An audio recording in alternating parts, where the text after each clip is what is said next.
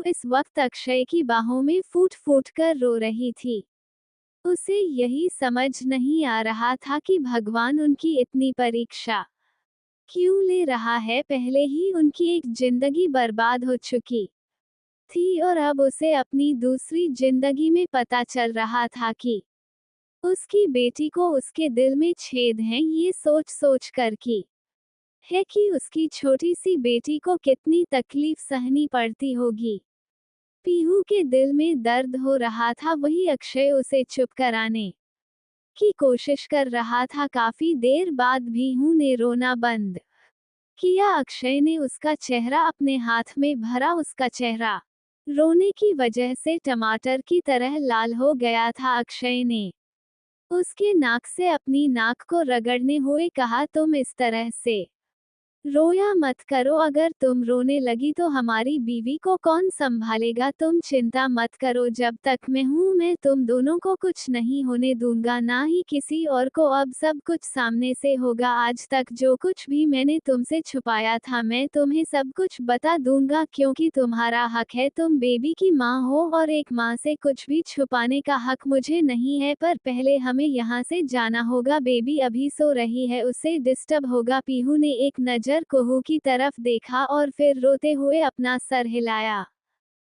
कुछ देर बाद अक्षय और पीहू के कमरे में दोनों बेड पर बैठे हुए थे। अक्षय के हाथ में एक पुरानी एल्बम थी जिसे अक्षय काफी देर से पकड़े बैठा था। पीहू ने उसकी तरफ देखते हुए कहा, दीजिए मैं खोल देती हूँ। अक्षय ने मुस्कुराते हुए कहा, नहीं, यह मेरी पुरानी यादें हैं जिन्हें मैंने 5 साल पहले ही दफन कर दिया था, पर आज मैं तुम्हारे लिए इसे फिर से खोल रहा हूँ। इतना कहकर अक्षय ने पहला पेज खोला। पहले पेज पर ही लिखा हुआ था, मेरा भाई सबसे प्यारा है। ये शायद अक्षय की बचपन की हैंडराइटिंग थी, क्योंकि हैंडराइटिंग देखकर ही कोई भी समझ सकता था कि यह किसी 5वीं या 6वीं क्लास के बच्चे की हैंडराइटिंग होगी। पीहू सब कुछ ध्यान से देख रही थी, वह सब कुछ जानना चाहती थी। अक्षय ने पेज पलटा और पहले ही पेज पर एक बच्चे की तस्वीर दिखाई। वह बच्चा 10 से 12 साल का लग रहा था। उस बच्चे को देखते ही पीहू पहचान गई कि यह अक्षय है, क्योंकि अक्षय का चेहरा आज भी काफी हद तक बचपन के चेहरे से मिलता था। वही अक्षय को किसी 18-19 साल के लड़के ने गोद में पकड़ा हुआ था, वह भी काफी हैंडसम था। उसका चेहरा देखकर पीहू ने अक्षय की तरफ देखते हुए कहा, क्या यही आपके भाई हैं। अक्षय ने उस फोटो पर हाथ फेरते हुए अपना सर हिलाया, जिसे देखकर पीहू समझ गए कि यही कुहू के फादर हैं। अक्षय ने उस तस्वीर को देखते हुए कहा, तुम्हें पता है ये तस्वीर कब की है। तब मैं 7th क्लास में था और रेस में मेरा पहला नंबर आया था और भाई मुझे चीयर कर रहे थे। मैं तो थक नहीं लगा था, पर भाई ने मुझसे कहा कि हिम्मत मत हारो अक्षय, तुम ही पहले आओगे। भाई की वजह से मैं पहली बार रेस जीता था। बचपन से ही मुझे जीतने की आदत थी, पर मुझे रेसिंग का शौक नहीं था। पर भाई कहते थे कि तुम्हें हर चीज में नंबर 1 बनना है। भाई की वजह से मैं हर चीज में प्रैक्टिस करता और नंबर 1 बन जाता, जिस वजह से सभी मुझसे चलती। मेरा कोई दोस्त भी नहीं था, पर मुझे भी किसी से कोई फर्क नहीं पड़ता था। मैं बचपन से ही काफी गुस्से वाला था, पर भाई मुझे हमेशा समझाते थे कि मेरा गुस्सा एक दिन मुझ पर भारी पड़ेगा, इसलिए मुझे खुद के गुस्से को कंट्रोल करना सीखना होगा। मैं किसी की बात नहीं सुनता था सिवाय भाई के। उस दिन मैंने जी जान लगाकर मेहनत की थी और जीतने के बाद जब भाई ने मुझे गोद में उठाया था ना, सच में मुझे ट्रॉफी मिलने से ज्यादा खुशी तब हुई थी। अपने भाई के बारे में बात करते हुए अक्षय के चेहरे पर मुस्कुराहट, वहीं पीहू भी उसके चेहरे की मुस्कुराहट देख सकती थी। उसने आज तक अक्षय को इतना खुश कभी नहीं देखा था जितना खुश वो वेद की बात करते हुए लग रहा था। अक्षय ने दूसरी तस्वीर पलटी। उस तस्वीर में एक छोटा सा बच्चा जिसकी उम्र 5 साल के आसपास होगी जमीन पर बैठा हुआ था। उसके चेहरे पर कलर्स लगे हुए थे, वो काफी क्यूट लग रहा था और उसके सामने 11-12 साल का बच्चा उससे प्यार से देखते हुए बैठा हुआ था। ये तस्वीर देखकर अक्षय ने हंसते हुए कहा, तुम्हें पता है मैं बचपन में बहुत शरारती था, मुझे सबको परेशान करने में बहुत मजा आता था। मुझसे छोटे सात्विक, साहिल और अवनी थी, पर शरारतें मैं ज्यादा करता था। सब मुझे डांटते थे पर भाई मुझे हमेशा उन सब की डांट से बचाते थे। जैसे जैसे बड़ा होता गया मेरे लिए सब कुछ भाई होती है। भाई के बिना दुनिया अधूरी लगती थी, क्योंकि हर उस कदम पर जहां पर मैं लड़खड़ा जाऊं भाई मेरे सामने आकर खड़े हो जाते थे और मुझे संभालते थे। पीहू चुपचाप अक्षय की सारी बातें सुन रही थी। अक्षय ने पेज पलटा, इसी तरह से कई सारी बचपन की तस्वीरें थी। अब पीहू अक्षय के चेहरे को देख रही थी जिस पर आंसू के निशान थे। अक्षय सारी तस्वीरें देते हुए पहली बार रो रहा था। पीहू ने आज तक अक्षय को रोते हुए नहीं देखा था, पर आज वह वेद की बात याद करते हुए रो रहा था। तभी फोटोज बदली। इन फोटो में अक्षय अब जवान हो चुका था, यही कुछ 1819 साल का, और वेद की उम्र यही कुछ 24-25 साल की थी। दोनों काफी हैंडसम लग रहे थे। अब शायरी उस फोटो पर हाथ फेरते हुए कहा, यह मेरे 12th कंप्लीट होने के बाद की फोटो है। फेयरवेल के बाद जब मैं काफी उदास था, भाई ने मुझे समझाया था कि यह मेरे लाइफ की नई स्टार्टिंग है। उसके बाद सब कुछ बदल गया। इतना कहकर अक्षय ने गुस्से से दीवार की तरफ देखा। वही उसकी बात सुनकर पीयू ने हैरानी से कहा, उसके बाद क्या हुआ था? अक्षय ने कहा, मेरी 12th के बाद ही सब कुछ शुरू होगा। अगर मैं पढ़ने के लिए बाहर नहीं गया होता तो शायद आज मेरा भाई मेरे पास होता। अक्षय की बात पर पीयू ने कहा, पर ऐसा क्या हुआ था आपके जाने के बाद? अक्षय ने गुस्से से पेज पर लड़ते हुए कहा, यह आ गई थी भाई की जिंदगी में और भाई को बर्बाद कर दिया।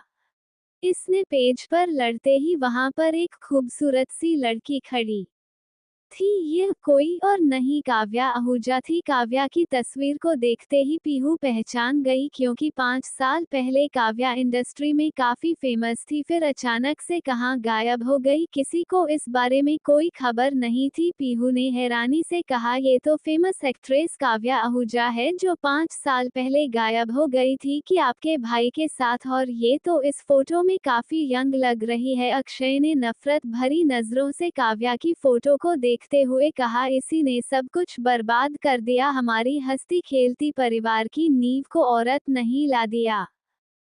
अक्षय की बात सुनकर पीयू ने एक नजर फिर से काव्या की तरफ देखा, और काव्या को ध्यान से देखने के बाद उसे काव्या के चेहरे में कुहू का अक्स नजर आया। ये सोचते ही उसकी बॉडी का अपने लगी। उसने कांपती आवाज में कहा, क्या ये बेबी की बायोलॉजिकल मदर हैं? पीहू का सवाल सुनकर अक्षय ने पीहू की तरफ देखा जिसके चेहरे पर घबराहट थी। अक्षय ने प्यार से उसके चेहरे को हाथ में भरते हुए कहा, तुम्हें चिंता करने की जरूरत नहीं है। तुम्हारी बेटी हमेशा तुम्हारी ही रहेगी। तुम्हें कभी इनसिक्योरिटी नहीं होने दूंगा कि कोई तुमसे तुम्हारी बेटी को छीन लेगा। और रही तुम्हारे सवाल की बात, तो हाँ, यही औरत उसकी माँ है, पर यह माँ के नाम पर सिर्फ कलंक है। उसने मेरी बेटी को पैदा होने से पहले ही कई बार मारने की कोशिश की, यहाँ तक कि पैदा होने के बाद भी उसने मेरी बेटी को मारने की कोशिश की। अगर मैंने सही टाइम पर उसे नहीं रोका होता तो शायद आज बेबी हमारे पास नहीं होती। पीहू अक्षय की सारी बातें सुन रही थी। उसे अब थोड़ी थोड़ी बातें क्लियर होने लगी थी, पर फिर भी वह बीच में बोलकर अक्षय की बातों को नहीं काटना चाहती थी। अक्षय ने अगली फोटो पलटते हुए कहा, मेरे जाने के बाद भाई सारा ध्यान बिजनेस पर लगाते थे, पर एक दिन एंटरटेनमेंट इंडस्ट्री की किसी पार्टी में भाई काव्या से मिले और पहली नजर में ही काव्या पर अपना दिल हार गए। वही दिन था मेरे भाई की बर्बादी की शुरुआत। मैं तब भाई के साथ नहीं था, भाई को भी मेरी आदत थी। मैंने अपने दोस्तों के बीच खुद को संभाल लिया था यूएस में, पर यहाँ पर भाई काम के अलावा कुछ नहीं करते थे। उनके पास परिवार के नाम पर सिर्फ मैं था। अक्षय की बात सुनकर पीयू ने हैरानी से कहा, क्यों? दादू दादी, मॉम डैड, चाचा चाची उन्हें अपना परिवार नहीं मानते थे? अक्षय ने मुस्कुराते हुए कहा, सब मानते थे, पर भाई को कभी मेरे अलावा किसी और के साथ बात करना पसंद ही नहीं था। वह अलग घर में रहते थे, इसलिए कोई चाहकर भी उनके साथ ज्यादा बॉन्ड नहीं बढ़ा सकता था। भाई के दिल में काव्या बस चुकी थी। इसी तरह से एक दिन मैगजीन की शूट के लिए उन लोगों को मॉडल की जरूरत थी। उस दिन ऑडिशन खुद भाई लेने वाले थे। उस दिन काव्या भी ऑडिशन में आई थी और काव्या को फिर से अपने सामने देखकर भाई फिर से अपने इमोशन को कंट्रोल नहीं कर पाए और उन्होंने काव्या को प्रपोज कर दिया। भाई तब नहीं जानते थे कि काव्या आहूजा खानदान की बेटी है, क्योंकि काव्या की पहचान इंडस्ट्री में तब तक रिवील नहीं की गई थी। उसकी पहचान उस मैगजीन का शूट कंप्लीट होने के बाद ही रिवील की गई थी। पीहू चुपचाप अक्षय की बात सुन रही थी। काव्या ने भी शायद भाई के पैसे को देखकर हाँ कह दी थी। उस दिन के बाद भाई और काव्या हर रोज मिलने लगे। काव्या और भाई घंटों तक एक दूसरे के साथ टाइम बिता दे। भाई को काव्या के अलावा कुछ नजर नहीं आता था। उनकी पूरी जिंदगी काव्या बन गई थी। काव्या भी हमेशा भाई के साथ अच्छे से बिहेव करती थी, कभी उनसे किसी चीज की जिद नहीं करती थी। धीरे धीरे दिन बीत गए। इसी तरह से 2 साल बीतते गए। भाई ने मुझे काव्या के बारे में फोन पर बताया था, पर मैं 2 साल तक यूएस में था, जिस वजह से मैंने कभी काव्या को देखा नहीं था। 2 साल बाद जब मैं वापस आया तब सब कुछ बदल गया। अक्षय की बात सुनकर पीहू ने कहा, आखिर ऐसा क्या हुआ जो उनका 2 साल का प्यार खत्म हो गया? अक्षय ने कहा, सब मेरी गलती है। उस दिन मैं पहली बार वापस आया था। उस दिन भाई और काव्या की डेट थी, पर भाई काव्या को छोड़कर मुझे लेने के लिए एयरपोर्ट पर आ गए थे। इसी वजह से काव्या भाई से गुस्सा हो गई थी। दूसरे दिन भाई और मैं दोनों काव्या के घर पर उसे सॉरी बोलने के लिए गए थे। मैं अभी काव्या को पहली बार देखने के लिए एक्साइटेड था कि कौन है मेरी भाभी।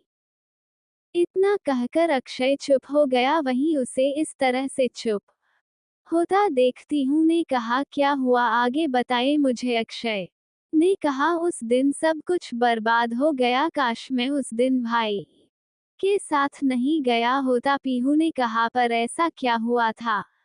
अक्षय ने कहा, उस दिन काव्य के घर पर कोई मौजूद नहीं था। काफी अकेली थी। हम दोनों सीधा काव्य के कमरे में चले गए। काव्य ने जैसे ही पलटकर देखा, वह मुझे देखते ही रह गई, क्योंकि मैं उसके स्कूल का क्रश था। मुझे उसके बारे में कुछ पता भी नहीं था। उसने बाद में खुद मुझे बताया था। वह भाई की जगह पर मुझे भी देखने लगी। भाई को कुछ समझ नहीं आ रहा था, इसलिए भाई को लगा कि शायद वह मुझे देखकर अचानक से हैरान हो गई। इसलिए भाई ने मुस्कुराते हुए उसे मेरे बारे में बताया था। काव्या भी सब कुछ भूलकर हमारे साथ बात करने लगी थी। मुझे ज्यादा शक नहीं हुआ था, पर पूरे दिन भर काव्य सिर्फ और सिर्फ मुझे देखती रही। मुझे थोड़ा थोड़ा एहसास हो गया था, पर मैं भाई को इतनी जल्दी यह सब नहीं कहना चाहता था, क्योंकि भाई काव्य के बिना रहने के बारे में सोच भी नहीं सकते थे। पीहू ने अक्षय की तरफ देखते हुए कहा, तो आप कह रहे हैं कि काव्य आपके भाई को छोड़कर आपको पसंद करने लगी थी?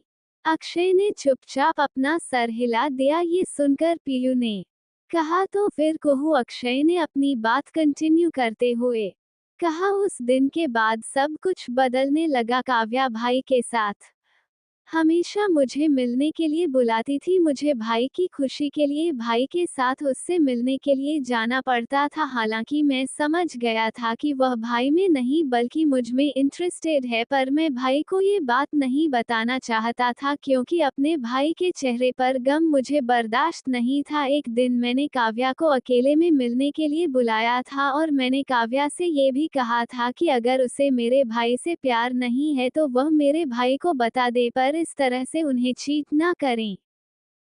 उस दिन काव्या ने मुझे कहा था कि वह आगे से कभी ऐसा नहीं करेगी। मैं भी उसकी बात मान गया। कुछ दिनों तक सब कुछ सही चला, उसने मुझ पर ध्यान देना बंद कर दिया था। मुझे लगा कि वो सुधर गई है और उसे अपनी गलती का एहसास हो गया है, इसलिए मैं भी शांत हो गया, पर मुझे नहीं पता था कि वो कुछ प्लान कर रही है। उस दिन भाई की बर्थडे पार्टी थी। भाई के प्राइवेट विला में हमने सिर्फ दोस्तों को बुलाया था, परिवार का कोई मौजूद नहीं था। उस दिन हमने काफी एंजॉय किया। मुझे भी काव्या पर कोई शक नहीं था और मुझे लगता था कि काव्या भाई से प्यार करती है, पर मैं गलत था। उस दिन उसने कुछ प्लान किया हुआ था।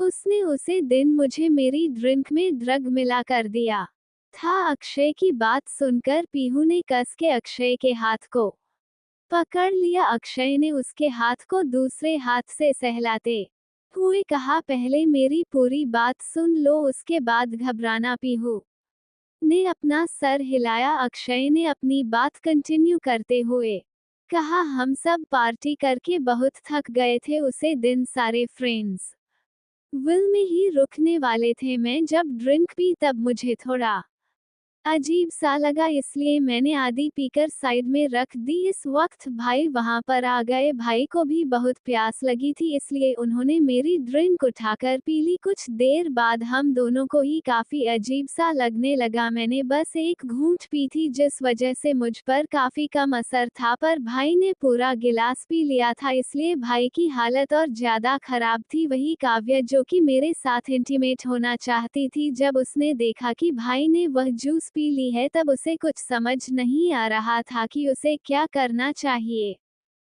वही धीरे धीरे भाई की तबीयत खराब होने लगी थी। हमने डॉक्टर को बुलाने की कोशिश की, पर बाहर भी काफी बारिश थी। आखिर में थक हार कर मैं और काव्या भाई को लेकर उनके कमरे में गए। तब तक मुझे नहीं पता था कि काव्या ने ये सब किया है। मेरी भी कंडीशन खराब हो रही थी, इसलिए मैंने काव्या को भाई का ध्यान रखने के लिए कहा और अपने कमरे में चला गया। क्योंकि अब मुझसे भी कंट्रोल नहीं हो रहा था, मैं सीधा बाथरूम में चला गया। भाई शायद अपना कंट्रोल खो चुके थे, इसलिए वह अपने कमरे में काव्या को किस करने लगे थे। काव्या और भाई तो पहले भी काफी बार किस कर चुके थे, पर काव्या का बर्ताव भाई की तरफ मेरे आने के बाद पूरी तरह से बदल गया था, इसलिए वह भाई को खुद से दूर कर रही थी। पर भाई अपने होश में नहीं थे, इसलिए ना चाहते हुए भी दोनों के बीच सब कुछ हो गया, जो कि 2 सालों में कभी भी नहीं हुआ था। क्योंकि भाई शादी से पहले कुछ नहीं करना चाहते थे। हालांकि काव्या ने उन्हें कहा था कि उसे कोई प्रॉब्लम नहीं है, पर मेरे भाई उसे इस तरह से हाथ नहीं लगाना चाहते थे। इतना कहकर अक्षय चुप हो गया। अक्षय की बात सुनकर पीयू ने कहा, मतलब हमारी बेबी उस दिन की निशानी है। अक्षय ने अपना सर हिलाया। पीयू ने अक्षय की तरफ देखते हुए कहा, तो फिर आखिर ऐसा क्या हुआ था कि सब कुछ बिगड़ गया? क्या बेबी की मम्मी जिंदा है? इतना कहकर पीयू चुप हो गई। उसकी धड़कन बढ़ी हुई थी, वह अक्षय के मुंह से जवाब सुनना चाहती थी। अक्षय ने एक नजर पीयू की तरफ देखा और अपना सर हिलाया। ये सुनते ही पीयू ने कसके अपनी आंखें बंद कर ली। Audio by Sakil Jacks 07। Pihu को इस तरह से डर के मारे अपनी आंखें बंद करता देखकर अक्षय ने प्यार से उसे सीने से लगाते हुए कहा, तुम्हें चिंता करने की जरूरत नहीं है। उस औरत को बेबी से कोई मतलब नहीं है। वो बेबी को हमसे इसलिए जीना चाहती है ताकि वो उसके जरिए मुझे परेशान कर सके, जो कि मैं कभी नहीं होने दूंगा। इतना कहकर अक्षय ने प्यार से पीयू के लिप्स पर हल्की किस की। पीयू ने जब अक्षय की बात सुनी तब उसने गुस्से से कहा, वह ऐसा कैसे कर सकती है? उसने बेबी को जन्म दिया है और एक माँ कभी अपने बच्चे के साथ इस तरह की हरकत नहीं कर सकती। अक्षय ने पीयू की बात सुनकर उसकी तरफ देखा कर मुस्कुराते हुए कहा, मुझे भी पहले ऐसा लगता था, पर काव्या को देखकर मुझे यकीन हो गया कि दुनिया में सिर्फ औलाद ही खराब नहीं बल्कि माँ भी खराब पैदा हो सकती है। शायद काव्या बेबी को जन्म देना डिस्टर्ब नहीं करती थी। अगर उस दिन मैंने बेबी को नहीं बताया होता तो काव्या नहीं, शायद हमारी बेबी को जान से मार दिया होता। अक्षय की बात सुनकर पीयू ने हैरानी से कहा, क्या हुआ था? अक्षय ने अपनी बात कंटिन्यू करते हुए कहा, उस दिन जब भाई और काव्या के बीच सब कुछ हो गया था और मैं अपने कमरे में बाथरूम में बेहोश पड़ा हुआ था, मुझ पर ज्यादा असर तो नहीं हुआ था, पर फिर भी पहली बार मैंने खुद की बॉडी में इतनी ज़्यादा हीट महसूस की थी जिस वजह से मैं बेहोश हो गया था। अगली सुबह मुझे होश आया था, तब मैंने खुद को बाथरूम में देखा था। मैंने जैसे तैसे खुद को संभाला और कमरे में आ गया। मुझे ये तो समझ में आ गया था कि ज़रूर किसी ने मेरी ड्रिंक में कुछ मिलाया होगा, इसलिए मैंने डेड के असिस्टेंट को फ़ोन करके फार्म हाउस की सारी सीसीटीवी फुटेज चेक करने के लिए कहा। उस टाइम पर मैंने ऑफिस ज्वाइन कर लिया था, पर मैं सिर्फ कभी-कभी ऑफिस जाता था। फुटेज देखने के बाद मुझे पता चला कि ड्रिंक में काव्या नहीं कुछ मिलाया था। मुझे बहुत गुस्सा आया। जब मैं गुस्से से काव्या और भाई जिस कमरे में थे उस तरफ जा रहा था, तब मुझे काव्या के चिल्लाने की आवाज़ सुनाई दे रही थी। मैंने धीरे से दरवाज़ा खोला तो भाई अपना सर झुकाकर बेड पर बैठे हुए थे। उनकी आंखें आंसू से भरी हुई थी और काव्या रोते हुए उनके सामने घुटनों के बल बैठी हुई थी। काव्या की हालत देखकर मैं समझ गया कि दोनों के बीच कुछ हुआ होगा। पर जैसे ही मैंने भाई की आंखों में आंसू देखे, मुझे काव्या पर बहुत गुस्सा आया, क्योंकि जो कुछ भी हुआ था उसमें सारी गलती काव्या की थी। अगर उसने मेरी ड्रिंक में ड्रग नहीं मिलाया होता और मेरी जगह पर भाई ने वह ड्रम वाला ड्रिंक पूरा नहीं किया होता, तो शायद ये सब नहीं होता। मैं गुस्से से आगे बढ़ा और मैंने कस के एक तमाचा काव्या के गाल पर मार दिया। काव्या, जिसका ध्यान मेरी तरफ नहीं था, वह धड़ाम से जमीन पर गिर गई। भाई और काव्या दोनों मुझे हैरानी से देखने लगे। भाई ने मुझ पर चिल्लाते हुए कहा, अक्षय, तुम्हारी हिम्मत कैसे हुई काव्या को मारने की? तब मैं बहुत गुस्से में था। मैंने भी गुस्से से चलाते हुए कहा, भाई, आप जानते नहीं इस नागिन ने क्या किया है। मेरे मुंह से काव्या के लिए नागिन सुनकर भाई ने उस दिन पहली बार मुझे थप्पड़ मारा था। मुझे आज भी याद है। अक्षय ने पीहू की तरफ देखते हुए कहा। पीहू ने अक्षय को कुछ भी नहीं कहा, क्योंकि वह अक्षय की सारी बातें सुनना चाहती थी। अक्षय ने अपनी बात कंटिन्यू करते हुए कहा, पर मुझे भाई के थप्पड़ से भी कोई फर्क नहीं पड़ा, क्योंकि उस वक्त मेरे लिए अगर सबसे ज्यादा इम्पोर्टेंट कुछ था तो अपने भाई को उस नागिन के जाल से बचाना। मैंने भी गुस्से से चिल्लाते हुए कहा, भाई, जो कुछ भी हुआ उसमें आपकी कोई गलती नहीं है। आपको गिल्टी फील करने की जरूरत नहीं है। जो कुछ भी हुआ उसमें इस औरत का हाथ था। इसमें मेरी ड्रिंक में ड्रग मिलाया था, जिस वजह से आपके और इसके बीच ये सब हो गया, क्योंकि आपने मेरे ड्रिंक पी ली थी। याद कीजिए भाई, आपने मेरे ड्रिंक पी थी जिसके अंदर इस औरत ने सेक्स ड्रग मिलाया था। मेरी बात सुनकर वेद भाई के चेहरे का रंग उड़ गया था, पर फिर भी उन्होंने मुझ पर ही चते हुए कहा, तुम ये कैसी बातें कर रहे हो अक्षय? काव्या मुझसे प्यार करती है और जो कुछ भी हुआ उसमें सारी गलती मेरी है। ज्यादा ड्रिंक करने की वजह से शायद मैं खुद पर से कंट्रोल खो गया और मैंने काव्या की ये हालत कर दी। यह कहते हुए भी आंखों में आंसू आ गए। वेद की बात सुनकर अक्षय ने चिल्लाते हुए कहा, भाई, आप पागल हो गए हैं? आपको सच्चाई दिखाई नहीं दे रही? आप खुद सोचिए, जब से मैं वापस आया हूँ इसका ध्यान आपकी तरफ कितना कम हो गया है। ना ही आपके साथ ठीक से बात करती है और ना ही आपके साथ ठीक से टाइम स्पेंड करती है। भाई, आप मानते क्यों नहीं है? यह आपको धोखा दे रही हैं। मेरी बातें सुनकर वेद भाई को समझ नहीं आ रहा था कि उन्हें क्या करना चाहिए। वहीं दूसरी तरफ काव्या जैसे जैसे मेरी बातें सुन रही थी, उसके चेहरे का रंग उड़ता जा रहा था। वह नहीं चाहती थी कि भाई उसके जाल से इतनी आसानी से निकल जाए। काव्या भी अमीर घर से बिलोंग करती थी, पर उससे ज्यादा पैसों का लालच था और वह अच्छे से जानती थी कि वेद भाई काफी रिच है। और यह जाने के बाद कि वेद भाई से ज्यादा मेरे पास पैसे हैं, वो हमेशा मुझे अपना बनाने की फिराक में रहती थी। पीहू ने अक्षय की तरफ देखते हुए कहा, तो फिर आपके भाई ने क्या किया? अक्षय ने अपनी बात कंटिन्यू करते हुए कहा, जब भाई मेरी बात नहीं मान रहे थे तब मैंने गुस्से से सारी सीसीटीवी फुटेज भाई को दिखा दी। सारी फुटेज देखने के बाद भाई पूरी तरह से टूटकर बिखर गए। उन्हें कभी नहीं लगा था कि काव्या उन्हें धोखा देगी। उन्होंने मन ही मन काव्या को अपनी जिंदगी मान लिया था। भाई ने उस दिन के बाद 2 दिन तक खुद को कमरे में बंद करके रखा हुआ था। काव्या ने भी भाई को मनाने की कोशिश नहीं की, क्योंकि शायद वह भाई को अपनी जिंदगी में नहीं चाहती थी। मैं काव्या को सबक सिखाना चाहता था पर भाई ने मुझे मना किया था, इसलिए मैंने काव्या को कुछ नहीं किया, पर मैंने उसके पीछे 2 बॉडीगार्ड लगा दिए थे जिससे मुझे उसके बारे में सब कुछ पता चलता रहे, क्योंकि मुझे उस औरत पर बिल्कुल भरोसा नहीं था। उस दिन के बाद भाई पूरी तरह से बदल गए। भाई ना ठीक से मुझसे बात करते और ना ही कुछ, बस दिन भर शराब पीते रहते। धीरे धीरे भाई ने अपनी कंडीशन काफी खराब कर ली। भाई कई दिनों तक कमरे से बाहर ही नहीं निकलते। जब तक मैं जबरदस्ती उन्हें कमरे से बाहर नहीं निकलता, उन्होंने ऑफिस पर ध्यान देना बंद कर दिया था। उन्हें बार बार काव्या का धोखा याद आता रहता था। मैं भी इसी गिल्ट में था कि अगर मैं वापस नहीं आया होता तो भाई से उनका प्यार नहीं छीन था, जिस वजह से मैं भी ठीक से नहीं खाती रहा था। इसी तरह से 1 महीना निकल गया। 1 महीने में भाई ने अपनी तबीयत काफी हद तक खराब कर ली थी, क्योंकि वह रात भर जागते रहते थे। काव्य और अपनी पुरानी तस्वीर देखते हुए भाई की यह कंडीशन देखकर मुझे काव्य को जान से करने का दिल करता था, पर मैं चाहकर भी अपने भाई से किया हुआ प्रॉमिस नहीं तोड़ सकता था। भाई ने मुझसे वादा मांगा था कि मैं काव्य को जान से नहीं मरूंगा, क्योंकि भाई मेरे गुस्से के बारे में जानते थे।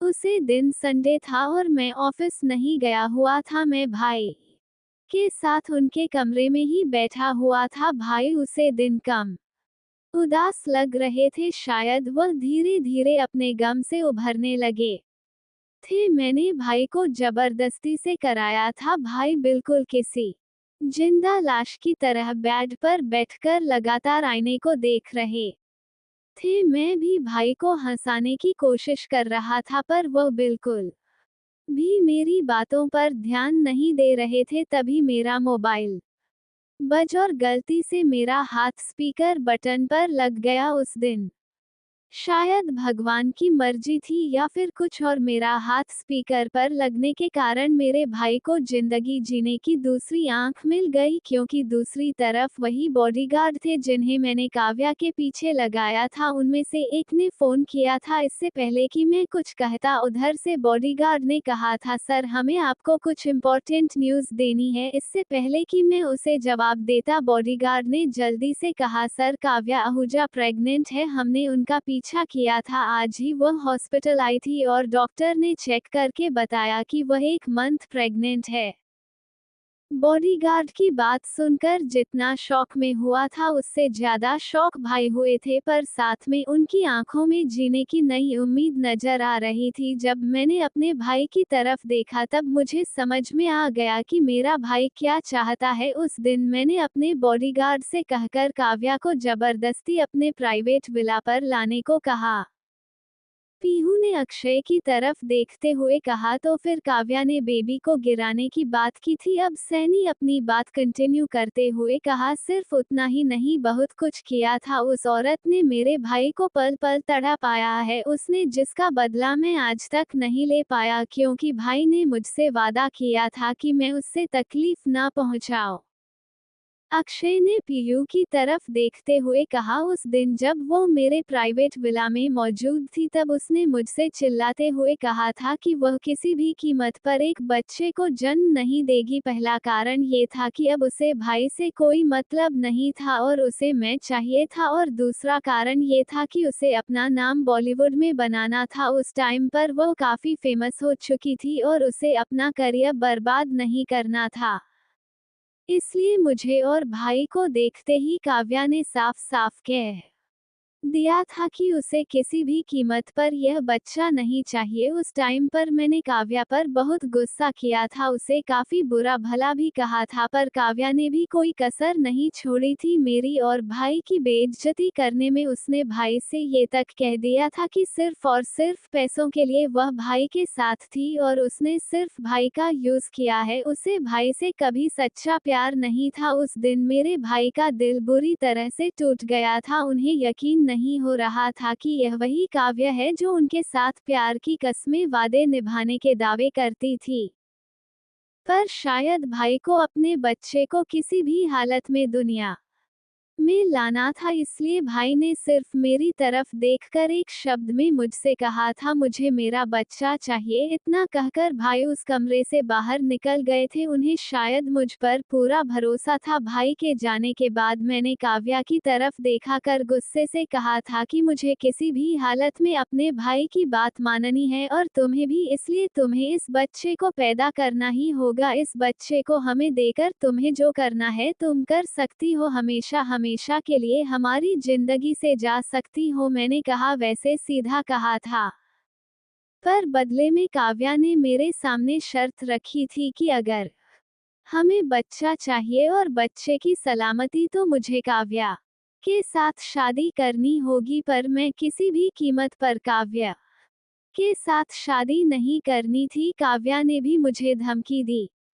थी, इसलिए मैंने काव्या को अपने घर में जबरदस्ती कैद कर लिया था। उस वक्त भाई ने भी मुझे नहीं रोका था, उन्होंने बस मुझे ये कहा था कि मुझे काव्या को टॉर्चर नहीं करना है। भाई काव्या से उन दिनों कभी नहीं मिलते थे, पर वो अपने बच्चे को लेकर काफी प्लानिंग कर चुके थे। मेरा भाई फिर से जीने लगा था, उसने शराब छोड़ दी थी क्योंकि उसे अपने आने वाले बच्चे की चिंता थी। मैं इसी बात से खुश था कि आने वाले बच्चे के कारण ही सही मेरा भाई काव्या की बुरी यादों को भूलने की कोशिश कर रहा है। उसी टाइम पर मैं मल्होत्रा मेंशन से अलग भाई और काव्य के साथ रहता था। हमने काव्य को घर से बाहर निकालने के लिए मना कर दिया था। काव्य काफी बार बच्चों को चोट पहुंचाने की कोशिश करती थी, इसलिए हमने उसके आसपास कर लेडी बॉडीगार्ड लगा दी थी जो 24 घंटे उसके साथ रहती थी। काव्य काफी चिड़चिड़ी हो गई थी और शायद धीरे धीरे डिप्रेशन में भी जाने लगी थी, जिस वजह से डॉक्टर ने हमें कहा था कि हमें उसे उसकी मर्जी की चीज करनी थी चाहिए, वरना बच्चे के लिए भी खतरा हो सकता है। भाई ने मुझे कहा था कि वह खुद का वैसे बात करेंगे। उस वक्त काव्या को 3 महीने कंप्लीट हो चुके थे। भाई ने 2 महीने तक काव्या का चेहरा भी नहीं देखा था क्योंकि मैंने काव्या को भाई के सामने नहीं आने दिया था। उस दिन जब भाई काव्या से बात करने गए तब काव्या भाई के गले लगकर फूट फूट कर रोने लगी थी।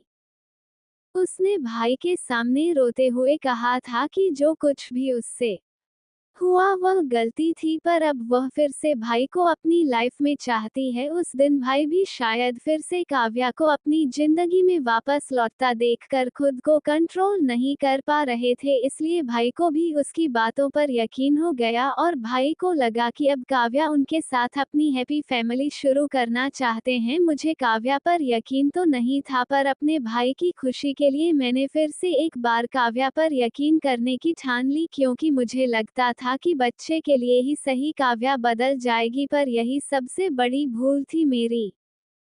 इतना कहकर अक्षय चुप हो गया। अक्षय को इस तरह से चुप होता देखती पीहू ने कहा, क्या हुआ आगे? अक्षय ने कहा, उस दिन के बाद भाई और काव्या दोनों एक दूसरे के साथ खुशी खुशी रहने लगे। मैं भी उनके साथ ही रहता था, पर काव्या मुझ पर बिल्कुल ध्यान नहीं देती थी, जिस वजह से मुझे यकीन होने लगा था कि काव्या सच में सुधर गई है। पर यह काव्या का बिछाया एक जाल था जिसने हम हंसते जा रहे थे, जिसका अंदाजा भी हमें नहीं था।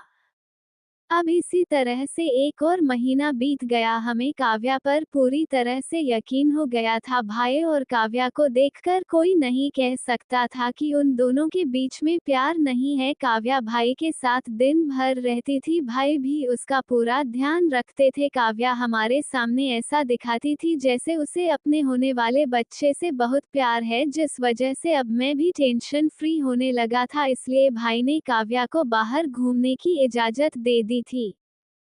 इसी तरह से दिन बीत रहे थे। काव्या को 8 महीने पूरे हो चुके थे, पर इस सब के बीच एक बात बहुत अजीब हुई थी। वेद भाई काफी ज्यादा पतले हो रहे थे, उनकी तबीयत भी खराब रहने लगी थी। हमने डॉक्टर से कई बार उनका चेकअप कराया, पर हमें कुछ पता नहीं चल रहा था। भाई अपनी तकलीफ छुपाते थे क्योंकि उन्हें काव्या की और बेबी की टेंशन थी और शायद वह मुझे भी अपनी तकलीफ नहीं बताना चाहते थे। पर एक दिन जब हम दोनों गार्डन में घूम रहे थे तब अचानक से भाई के पेट में दर्द हुआ। मैं उस वक्त फोन पर बात कर रहा था, भाई साइड में चले गए और उल्टियां करने लगे। जब मैं उस तरफ गया तब मैंने देखा भाई खून की उल्टियाँ कर रहे हैं, ये देखकर मुझे काफी हैरानी हुई, साथ में मैं काफी घबरा भी गया था। मैंने तुरंत भाई को हॉस्पिटल में एडमिट कराया और उनके सारे टेस्ट हुए। टेस्ट के दौरान हमें पता चला कि भाई को पिछले 4 महीने से एक स्लो पॉइजन खिलाया जा रहा है, जिससे इंसान की बॉडी धीरे धीरे कमजोर पड़ती जाती है और एक टाइम पर उसकी मौत हो जाती है। मुझे कुछ समझ नहीं आ रहा था कि ये सब क्या हो रहा है, इसलिए मैंने पूरी रात बैठकर 4 महीने पहले की सीसीटीवी फुटेज चेक करनी शुरू की। उस दिन मुझे पता चला कि जिस दिन काव्या पहली बार घर से बाहर गई थी, उस दिन आने के बाद वह काफी खुश नजर आ रही थी और उसने हमारी घर की मेड को कोई दवाई दी थी। फुटेज में देखने के बाद मेरा सारा शक काव्या के ऊपर चला गया, पर मैं बिना किसी सबूत के काव्या पर इल्जाम नहीं लगाना चाहता था, जिस वजह से मैंने उस मेड से पूछा। उसने पहले तो झूठ बोला कर बाद में उसने रोते हुए सच्चाई बता दी, यह जानने के बाद कि यह सब काव्या का प्लान था।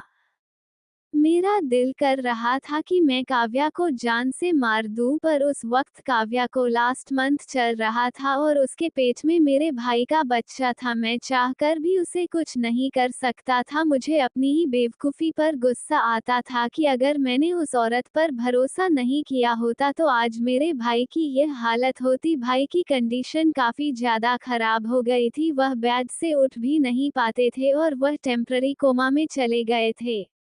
Audio by Sakil JX07।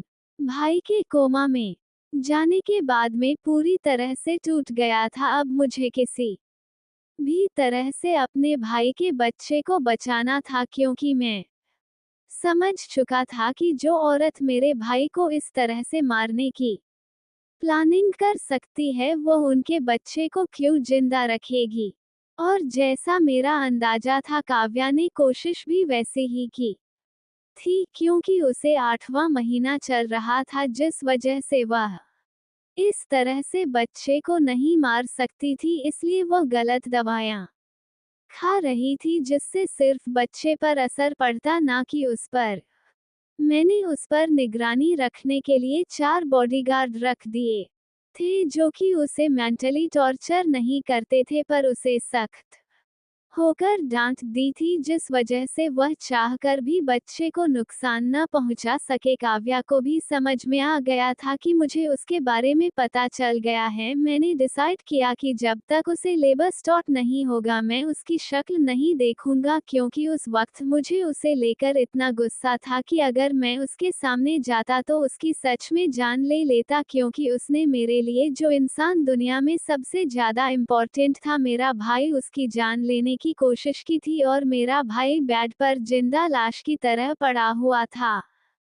इतना कहकर अक्षय चुप हो गया। पीहू ने अक्षय के चेहरे की तरफ देखा, जिस पर इस वक्त काव्या की बात करते हुए हद से ज्यादा गुस्सा था। उसने अक्षय को सीने से लगाते हुए कहा, फिर क्या हुआ? अक्षय ने अपनी बात कंटिन्यू करते हुए कहा, मैंने दुनिया के कोने कोने से सबसे बड़े बड़े डॉक्टर को बुलाया, सब लोगों ने भाई का इलाज किया, पर फिर भी भाई कोमा से बाहर नहीं आ रहे थे। इसी तरह से 15 दिन बीत गए। अब काव्या की डिलीवरी में सिर्फ 15 दिन रह गए थे। मैंने डॉक्टर से कंफर्म कर लिया था कि डिलीवरी किस दिन होगी। डॉक्टर ने एग्जाम डेट तो नहीं बताई थी, पर उन्होंने कहा था कि 2 दिन के अंदर काव्या की डिलीवरी हो जाएगी। उन्होंने मुझे जो डेट दी थी, मैंने उसके आसपास की सारी मीटिंग कैंसिल कर दी, क्योंकि मुझे अपने भाई के बच्चे को सही सलामत रखना था। मेरा भाई अभी भी कुमार से बाहर नहीं आया था। मैंने काफी कोशिश की, फिर भी मैं कुछ नहीं कर पा रहा था। मैं टूट चुका था, पर फिर मुझे भाई के वादे को पूरा करना था, जिस वजह से मैं चाहकर भी खुद को तोड़ नहीं सकता था। मेरी फैमिली ने उस टाइम पर मुझे काफी सपोर्ट किया। माँ तो उस टाइम हमेशा वेद भाई की केयर करने के लिए हॉस्पिटल में ही रहती थी। पीयू ने अक्षय की तरफ देखते हुए कहा, क्या मैं आपसे पूछ सकती हूँ आपके वद भाई किसके बेटे हैं? अक्षय ने पीहू की तरफ देखते हुए कहा, वेद भाई मेरी बुआ के नाजायज बेटे हैं। अक्षय की बात सुनकर पीहू ने हैरानी से कहा, आपकी बुआ? अक्षय ने मुस्कुराते हुए कहा, हाँ, मेरी बुआ काफी सेल्फिश औरत थी। बचपन से उन्हें सिर्फ पैसों से मतलब था। मल्होत्रा खानदान की बेटी होने का रौब वह हर किसी पर झाड़ती थी। दादी और बाकी सब ने उन्हें काफी बार समझाया कि पैसा ही सब कुछ नहीं होता, पर उन्होंने कभी किसी की बातों पर ध्यान नहीं दिया। उनका कहना था कि दुनिया में सबसे ज्यादा जरूरी अगर कुछ होता है तो वह सिर्फ पैसा ही। इसी चक्कर में उन्हें कई बुरी आदतें लग गई थी। सब लोगों ने बुआ को उनके हाल पर छोड़ दिया था क्योंकि वह किसी की बात सुनने को तैयार नहीं थी। अक्षय ने अपनी बात कंटिन्यू करते हुए कहा, बुआ को कॉलेज के टाइम पर ड्रग्स की लत लग गई थी। इसी टाइम पर उनका अफेयर उनके कॉलेज के एक लड़के के साथ चल रहा था जो कि किसी डॉन का बेटा था। उसे बुआ की खूबसूरती से मतलब था और बुआ को भी दोनों के बीच में कोई प्यार नहीं था। दोनों ने अपनी हवस के चक्कर में सब कुछ कर लिया और उसी सब की निशानी वेद भाई है। इतना कहकर अक्षय चुप हो गया। पीहू ने अपनी पहले नजरों से अक्षय की तरफ देखते हुए कहा, पर जहां तक मुझे पता है पापा और चाचू के बाद दादी कभी मन नहीं बन सकती थी, तो फिर आपकी बुआ कहां से आए? अक्षय ने कहा, वह अडॉप्टेड थी, पर घर वालों ने कभी उन्हें इस बात का एहसास नहीं होने दिया था। पर फिर भी उन्हें लगता था कि घरवाले उन्हें अपना नहीं समझते, जिस वजह से उन्होंने कभी हमारे परिवार को अपना नहीं माना था। दादी और दादू भी धीरे धीरे यह बात समझने लगे, इसलिए उनका बर्ताव भी हुआ की तरफ बदलने लगा, क्योंकि बुआ के लिए वह सिर्फ और सिर्फ वह इंसान थे जिन्होंने उन्हें अपने घर में जगह दी थी, क्योंकि उनके हिसाब से उन्हें जो प्यार देना चाहिए था वह नहीं मिला था। जबकि दादू और दादी सबसे ज्यादा प्यार उनसे ही करते थे, पर उन्हें हमेशा यही लगता था कि क्योंकि वह अडॉप्टेड है किसी को उनसे प्यार नहीं है। जब बुआ को पता चला था कि वो प्रेग्नेंट है तब वह अबॉर्शन कराना चाहती थी। यह खबर जब घर में पता चली तब दादा और दादी को काफी ज्यादा दुख हुआ। उन्हें पछतावा हो रहा था कि उन्होंने बुआ को क्यों गोद में लिया और उन्होंने गुस्से में यह बात बुआ से कह भी दी थी, इसलिए बुआ घर छोड़कर चली गई थी। दादू और दादी ने भी उन्हें नहीं रोका था क्योंकि उस टाइम पर वह दोनों उनसे काफी गुस्सा थे। उन्हें लगा था कि वह खुद ही वापस आ जाएंगी, पर बुआ उस टाइम उस डॉन के बेटे के साथ रहने के लिए चली गई थी। अक्षय की बात सुनकर पीहू ने कहा, तो फिर क्या हुआ? अक्षय ने अपनी बात कंटिन्यू करते हुए कहा, हुआ ने अबॉर्शन करने की ट्राई की, पर उनकी प्रेगनेंसी में कॉम्प्लिकेशंस थी जिस वजह से वह अबॉर्शन नहीं कर सकती थी। उसे डॉन के बेटे ने बुआ को अपने से मना कर दिया, पर बुआ भी काफी जिद्दी थी जिस वजह से वह घर ना आकर अपनी उस फ्रेंड के घर चली गई जिनकी उन्होंने पहले मदद की थी। उस फ्रेंड ने भी उन्हें अपने साथ रहने दिया। बुआ ने काफी पैसे अपने पास रखे हुए थे जिस वजह से वह काफी लग्जरियस लाइफ जी रही थी। उन्होंने डिसाइड कर लिया था कि इस बच्चे के पैदा होते ही वह इसे अपनी जिंदगी से दूर कर देंगे। इसी तरह से दिन बीतते रहे और बुआ की डिलीवरी में काफी कम टाइम बचा था। उस दिन बुआ घर पर फिसल गई थी, तब उनकी फ्रेंड उनके साथ नहीं थी और उसी दिन दादी जिद करके दादू को लेकर बुआ से मिलने के लिए वहां पर आई थी। जब उन्होंने बुआ को दर्द से तड़पते देखा तब उन्होंने सब कुछ भूलकर बुआ को हॉस्पिटल में ले जाना सही समझा। कुछ टाइम बाद हॉस्पिटल में डॉक्टर ने दादा और दादी से कहा था कि वो बच्चे और मैं दोनों में से किसी एक को ही बचा सकते हैं। तब दादा और दादी ने कह दिया था कि उन्हें उनकी बेटी सही सलामत चाहिए, पर ऑपरेशन के दौरान बुआ ने दम तोड़ दिया और वेद भाई का जन्म हुआ। इतना कहकर अक्षय चुप हो गया। अक्षय की बात सुनकर पीहू ने कहा, मतलब वेद भाई मल्होत्रा नहीं थे? अक्षय ने अपना सर हिलाकर पीहू को हाँ कहा। अक्षय ने अपनी बात कंटिन्यू करते हुए कहा, वेद भाई के जन्म के कुछ साल बाद पापा और चाचू की शादी हो गई। उसके बाद मैं पैदा हुआ। वेद भाई उसे टाइम पर 7 साल के थे। वह बचपन से जानते थे कि वो मल्होत्रा का खून नहीं है, क्योंकि उन्होंने यह बात 3 साल की उम्र में एक मर्द के मुंह से सुन ली थी। भाई काफी ज्यादा हल्के दिल के थे। उन्हें किसी की भी बात दिल में छुप जाती थी, जिस वजह से वह ये बात कभी नहीं भूल पाए और हमेशा सब लोगों से दूरी बनाकर रहने लगे। एक छोटे से बच्चे का ऐसा बर्ताव देखकर सब लोग काफी परेशान थे, पर वह चाहकर भी कुछ नहीं कर सकते थे। पर जब मैं पैदा हुआ, भाई ने मुझे पहली बार गोद में लिया था। मुझे माँ ने बताया था, मुझे तो याद नहीं है, पर मैंने कहा था कि मेरे आने के बाद भाई बदलने लगे थे। वो दिन भर मेरे साथ खेलते थे। उनका और मेरा रिश्ता अलग ही था। बचपन से उन्होंने मुझे एक बड़े भाई, एक माँ, एक पापा की तरह संभाला था। हमेशा घर में सबकी डांट से वह मुझे बचाते थे। मेरे लिए वह मेरे सुपर हीरो थे। इतना कहते हुए अक्षय के चेहरे पर मुस्कुराहट थी।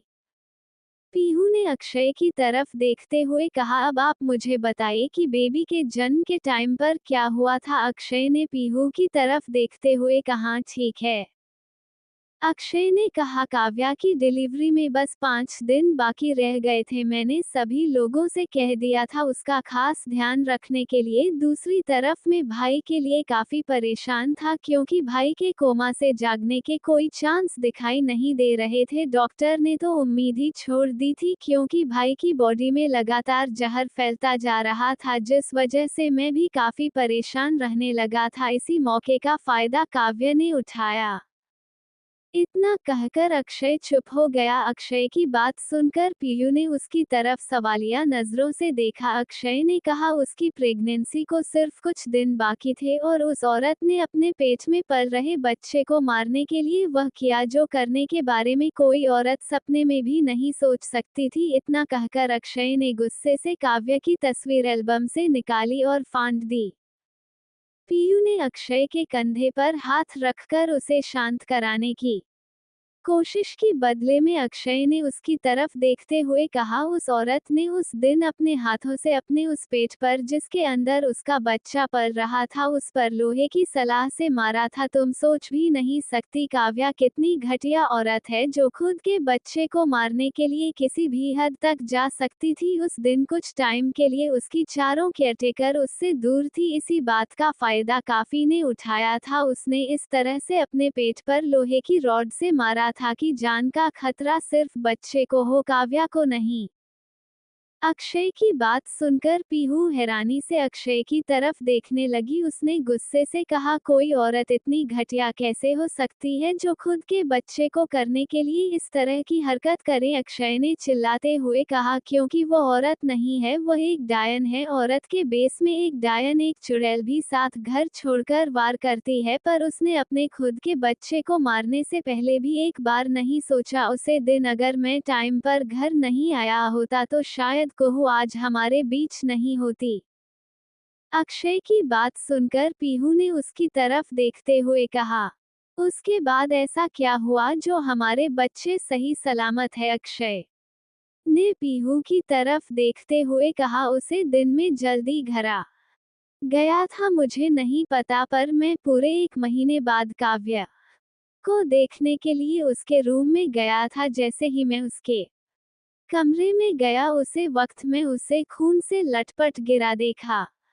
उसकी आंखें बंद नहीं हुई थी, ना ही उसकी आंखों से आंसू बह रहे थे, पर उसके पेट से और लोअर बॉडी से खून निकल रहा था, जिसे देखकर मैं काफी डर गया। मैं चिल्लाते हुए सबको बुलाया। उसकी चारों केयरटेकर बालकनी में मजे से एक दूसरे के साथ बातें कर रही थी। मेरे चिल्लाने की आवाज सुनकर सब लोग कमरे में आ गए। मैंने सब पर काफी गुस्सा किया, पर उसे टाइम पर मेरे लिए सबसे ज्यादा जरूरी था अपने भाई के बच्चे को बचाना, इसलिए मैं बिना देरी किए काव्य को गोद में उठाया और उसे लेकर अस्पताल की तरफ निकल गया। काव्या खून से लथपथ मेरी गोद में मुस्कुरा रही थी। उसने मुस्कुराते हुए मेरी तरफ देखते हुए कहा था कि तुम किसी भी कीमत पर इस बच्चे को नहीं बचा पाओगे। उस दिन मेरा दिल कर रहा था कि मैं काव्या को जान से मार दूं, पर मेरे लिए सबसे ज्यादा इम्पोर्टेंट मेरी बेबी को बचाना था। जब मैं काव्या को लेकर हॉस्पिटल पहुंचा तब उसकी हालत देखकर डॉक्टर भी काफी घबरा गए थे। डॉक्टर से लेकर सीधा ऑपरेशन रूम में चले गए थे। काव्या के चेहरे पर एक भी डर नहीं था, बल्कि उसके चेहरे पर एक मुस्कुराहट थी, शैतानी मुस्कुराहट, जैसे उसने कोई बहुत बड़ा काम कर दिया हो। तुम सोच भी नहीं सकती जान, जब मैंने ये सोचा कि मैं अपने भाई की तरह उनकी आखिरी निशानी को भी होने की कगार पर हूँ, तब मेरी क्या हालत थी। मुझे संभालने वाला कोई नहीं था। मुझे मेरी दुनिया खत्म होती हुई दिखाई दे रही थी। मुझे ऐसा लग रहा था जैसे काश मैं वापस पहले के टाइम में जा पाता और सब कुछ सही कर पाता। काश मैं कभी उस औरत को अपने भाई की जिंदगी में नहीं आने देता, पर मैं ऐसा कुछ नहीं कर सकता था जान। इतना कहकर अक्षय ने पीयू की तरफ देखा। पीयू, जिसकी आंखों में काव्या के बारे में सुनकर आंसू आ गए थे। उसे यकीन नहीं हो रहा था कि उसकी बेटी की इतनी ज्यादा बुरी है कि उसने अपनी खुद की बच्ची की जान लेने से पहले भी एक बार नहीं सोचा। पीयू सोच भी नहीं सकती थी कि अगर उसकी बेटी तब जिंदा नहीं बची होती तो आज उसकी जिंदगी में बिना कुहू के अंधेरा ही अंधेरा होता। अक्षय ने अपनी बात कंटिन्यू करते हुए कहा, मैं ओटी के बाहर चक्कर काट रहा था। मुझे यही डर लग रहा था कि कहानी बच्चों को कुछ ना हो जाए और मेरा डर शायद सच साबित होने वाला था, क्योंकि कुछ ही देर बाद डॉक्टर ने मेरे पास आकर कहा कि वह किसी भी कीमत पर बच्चे को नहीं बचा पाएंगे, क्योंकि पेट पर काफी जोर से रोड मारी गई थी, जिस वजह से बच्चे को काफी चोट लग गई थी। डॉक्टर ने तो ये भी कहा था कि शायद कुछ ही टाइम बाद बच्चों की सांस भी बंद हो जाएगी। यह सुनकर मैं पूरी तरह से टूट गया था। फिर भी मैं डॉक्टर की तरफ देखते हुए कहा था कि किसी भी कीमत पर बच्चा सही सलामत होना चाहिए। काफी देर में ऊटी के बाहर चक्कर काटता रहा। मेरे लिए एक एक सेकंड सदियों बराबर था, क्योंकि मैं इस कगार पर था जिसका घर पर मैं अपने भाई को खोने के वक्त था। भाई भी आज कोमा में थे और उनकी औलाद भी। पीहू ने अक्षय की तरफ देखते हुए कहा। फिर अक्षय ने मुस्कुराते हुए कहा, जब मैं चिंता से घूम रहा था तभी मुझे अचानक से छोटे से बच्चे की रोने की आवाज सुनाई दी। मेरा ध्यान गया तो यह आवाज ऑपरेशन थिएटर से आ रही थी। बच्चों के रोने की आवाज सुनकर मैं काफी खुश हो गया, पर जैसे ही मैं डॉक्टर से कुछ पूछना चाह, ऑपरेशन थिएटर का दरवाजा खुला और डॉक्टर निराशा चेहरे के साथ बाहर निकले। डॉक्टर को इस तरह से निराश चेहरे के साथ बाहर निकलता देखकर मैं काफी घबरा गया था। मैंने डॉक्टर से पूछा कि क्या हुआ, तो डॉक्टर ने मुझे पहली बार बताया था कि बेटी हुई है। ये जानकर मैं काफी खुश हो गया था, पर डॉक्टर ने साथ में ये भी कहा था कि बच्ची की कंडीशन काफी क्रिटिकल है, उसे 2 दिन तक आईसीयू में रखना होगा। उसे टाइम पर मैं काफी डर गया था। मुझे समझ नहीं आ रहा था कि मुझे क्या करना चाहिए, पर मैं चाह कर भी बच्ची को नहीं देख सकता था, क्योंकि डॉक्टर ने कहा था कि इन्फेक्शन का खतरा है। इस वजह से 2 दिन तक बच्ची को आईसीयू में रखा गया, यहाँ तक कि उसे काव्या के पास भी नहीं लाया गया। वहीं काव्या इसी बात से काफी ज्यादा चिंता में थी, क्योंकि वह इस बच्ची को मारना चाहती थी। उस औरत को मारने का दिल तो मेरा भी कर रहा था, पर मैं अपने भाई के वादे से बंधा हुआ था। पर मैंने डिसाइड कर लिया था कि मैं उसकी पूरी परिवार की हस्ती मिटा दूंगा, यहाँ तक कि उसे भी चैन से जीने नहीं दूंगा, क्योंकि मैंने अपने भाई से सिर्फ उसे जिंदा छोड़ने का प्रॉमिस किया था, इस चीज का नहीं कि मैं उसे चैन से जीने दूंगा। अक्षय ने अपनी बात कंटिन्यू करते हुए कहा, 2 दिन आईसीयू में रहने के बाद फाइनली डॉक्टर ने मुझे कहा था कि मैं बच्ची को देख सकता था। उसे दिन जब मैं कुहू को पहली बार देखने के लिए आईसीयू वार्ड में गया, तब छोटी सी कुहू को देखकर मेरी आंखों से लगातार आंसू बह रहे थे, क्योंकि मेरे सामने मेरे भाई का अंश थी। इतना कहकर अक्षय चुप हो गया। पीहू ने उसकी तरफ देखते हुए कहा, फिर क्या हुआ? अक्षय ने कहा, उसी दिन हमारे लिए सबसे बुरी खबर आ गई। जिस दिन मैं पहली बार अपने भाई के अंश से मिला, उसी दिन मैंने अपने भाई को खो दिया। अक्षय की बात सुनकर पीहू हैरानी से उसे देखने लगी। Audio by Sakir Jax 07। Akshay को देखने लगी पीहू के चेहरे पर हैरानी देखकर अक्षय ने उसकी तरफ देखते हुए कहा, तुमने बिल्कुल सही सुना। और जैसे ही मैं उसे नीचे रखने वाला था, एक हॉस्पिटल का स्टाफ भागता हुआ मेरे पास आया। उसने जो कुछ भी मुझसे कहा उसे सुनकर मैंने बहुत मुश्किल से खुद को संभाला। अगर मेरे हाथ में छोटी सी कुहू ना होती तो शायद जमीन पर ही गिर गया होता। तो जिस इंसान को बचपन हमेशा खुद के लिए जीते हुए देखा था, जो इंसान खुद की खुशी से पहले मेरी खुशी सामने रखता था, वो इंसान मेरा भाई वेद मुझे हमेशा हमेशा के लिए छोड़ कर चला गया था। तुम सोच भी नहीं सकती मैं भी उस दिन मुझे कैसा लगा था। मेरे लिए उस दिन मेरी दुनिया खत्म हो गई थी। अगर मेरे पास जीने के लिए मेरी बेबी ना होती तो शायद मैं भी भाई के साथ मर जाता। पर भाई अपनी बेटी को मेरे पास छोड़कर गए थे। अब वो मेरी जिम्मेदारी थी, क्योंकि उसकी माँ तो पहले ही उसकी जान की दुश्मन बनी बैठी हुई थी। मेरे लिए सब कुछ बदल गया था। मैं हमेशा से अपनी मर्जी से जीने वाला इंसान सर्टेनली एक ऐसा इंसान बन गया था जिसके लाइफ पूरी तरह से बदल गई थी, 360 डिग्री से भी ज्यादा। जब मैं छोटी सी कुहू को अपनी गोद में लेकर भाई के वार्ड में गया, जहां पर मेरे भाई ने अपनी आखिरी सांसें ली थी, तब अपने भाई की लाश को देखकर मैं खुद को रोक नहीं पाया और उनके सीने पर सर रखकर फूट फूट कर रोने लगा। वहीं मैंने बेबी को एक वार्ड बॉय के हाथ में दे दिया था। मुझे रहता देखकर बेबी भी बहुत जोर जोर से रोने लगी थी। जब मैंने उसे रोते देखा तब मैंने खुद को काफी मुश्किल से संभाला और उसे अपनी गोद में लिया। मेरी गोद में आते ही उसने रोना बंद कर दिया था और वह अपनी काली काली आंखों से मुझे टुकुर टुकुर देख रही थी। तुम्हें पता है बीवी, उस दिन मैंने क्या डिसाइड किया था कि मैं कभी शादी नहीं करूंगा। उस दिन मैंने सिर्फ और सिर्फ कुहू को अपने जीने की वजह मान लिया था। उस दिन मेरे हाथ में नन्ही सी जान जब पहली बार आई थी ना, मुझे लगा था कि अब मैं अपनी जिंदगी हूँ उसके और भाई के भरोसे जी लूंगा। पर भाई भी मेरे साथ नहीं थे, वह भी हमेशा हमेशा के लिए मुझे छोड़कर चले गए थे। मैंने अपने भाई की चिता को अग्नि देते हुए उनके सामने वादा किया था कि मेरे लिए दुनिया में सबसे पहले कुहू रहेगी, उसके बाद कोई और। उसके लिए चाहे मुझे जिंदगी भर कुंवारा क्यों ना रहना पड़े, मैं कभी उसके लिए ऐसी लड़की से शादी नहीं करूंगा जो मेरी बेबी को माँ का प्यार ना दे सके। अगर तुम उसे बेटी का प्यार नहीं देती तो शायद मैं तुम्हारे साथ भी नहीं रहता बीवी। इतना कहकर अक्षय ने पीहू की तरफ देखा।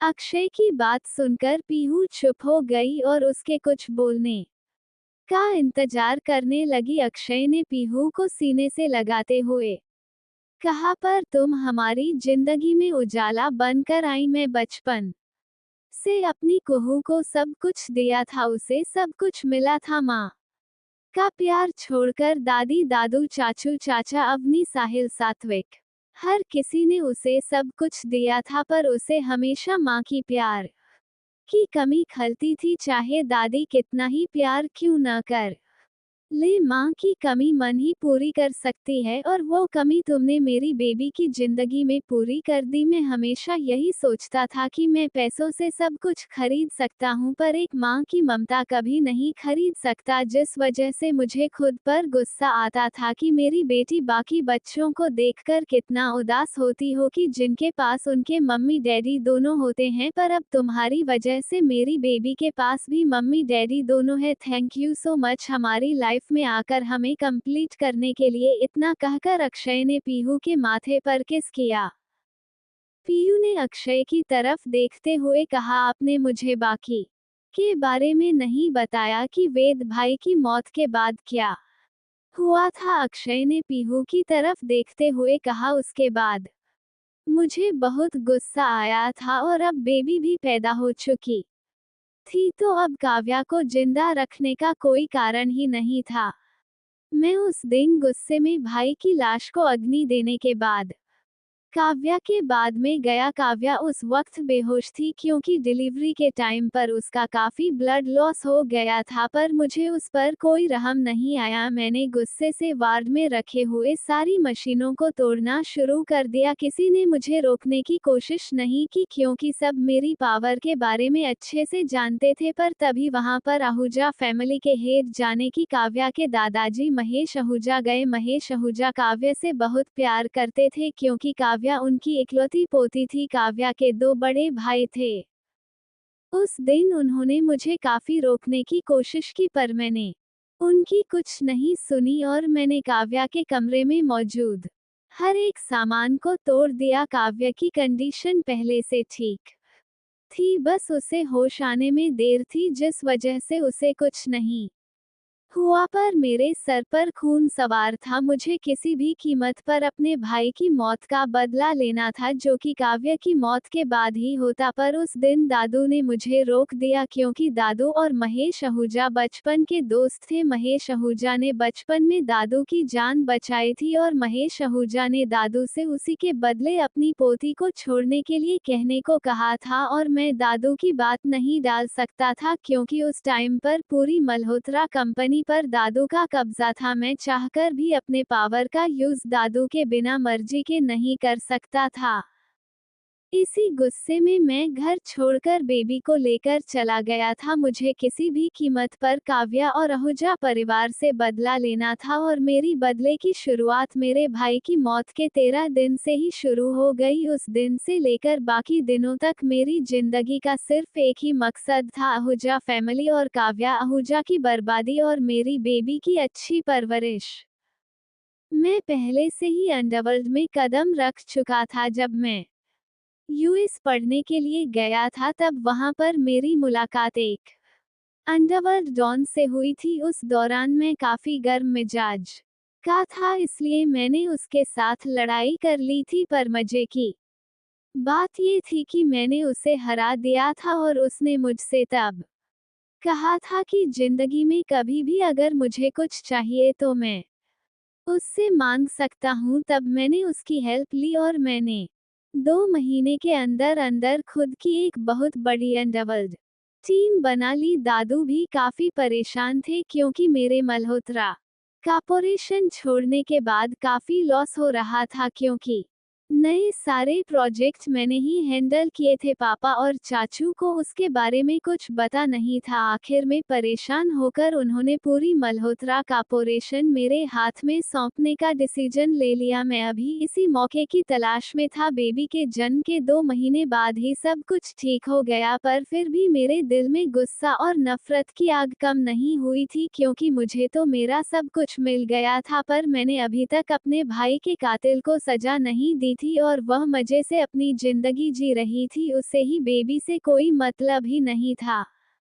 उसे दिन बच्चे को पूरे 2 महीने कंप्लीट हुए थे और मेरे भाई को जाकर भी 2 महीने से 2 दिन काम कंप्लीट द उसे दिन मैं बेबी को लेकर आहूजा मेंशन गया था क्योंकि मैं उन लोगों के लिए कुछ सोच कर रखा हुआ था। उसे दिन काव्य का जन्मदिन था और वह सब कुछ भूल भाल कर मजे से शराब के नशे के साथ पार्टी एंजॉय कर रही थी। मेरे भाई की जान लेने वाली लड़की को इतना खुश देखकर मेरा दिमाग गुस्से से खराब हो गया और मैं पार्टी में ही शराब की बोतल उसके सर पर फोड़ दी, बिना ये सोचे कि उसे काव्या की जान भी जा सकती है। उसे वक्त मेरे हाथ में मेरी छोटी सी जान थी, पर शायद वह भी बचपन से ही सख्त बन गई थी। अपने सामने इतना ज्यादा खतरनाक सीन होने के बाद भी बच्चे एक बार भी नहीं रोई थी, ना ही चिल्लाई थी, बस वह अपनी काली काली आंखों से काव्य को घूर रही थी।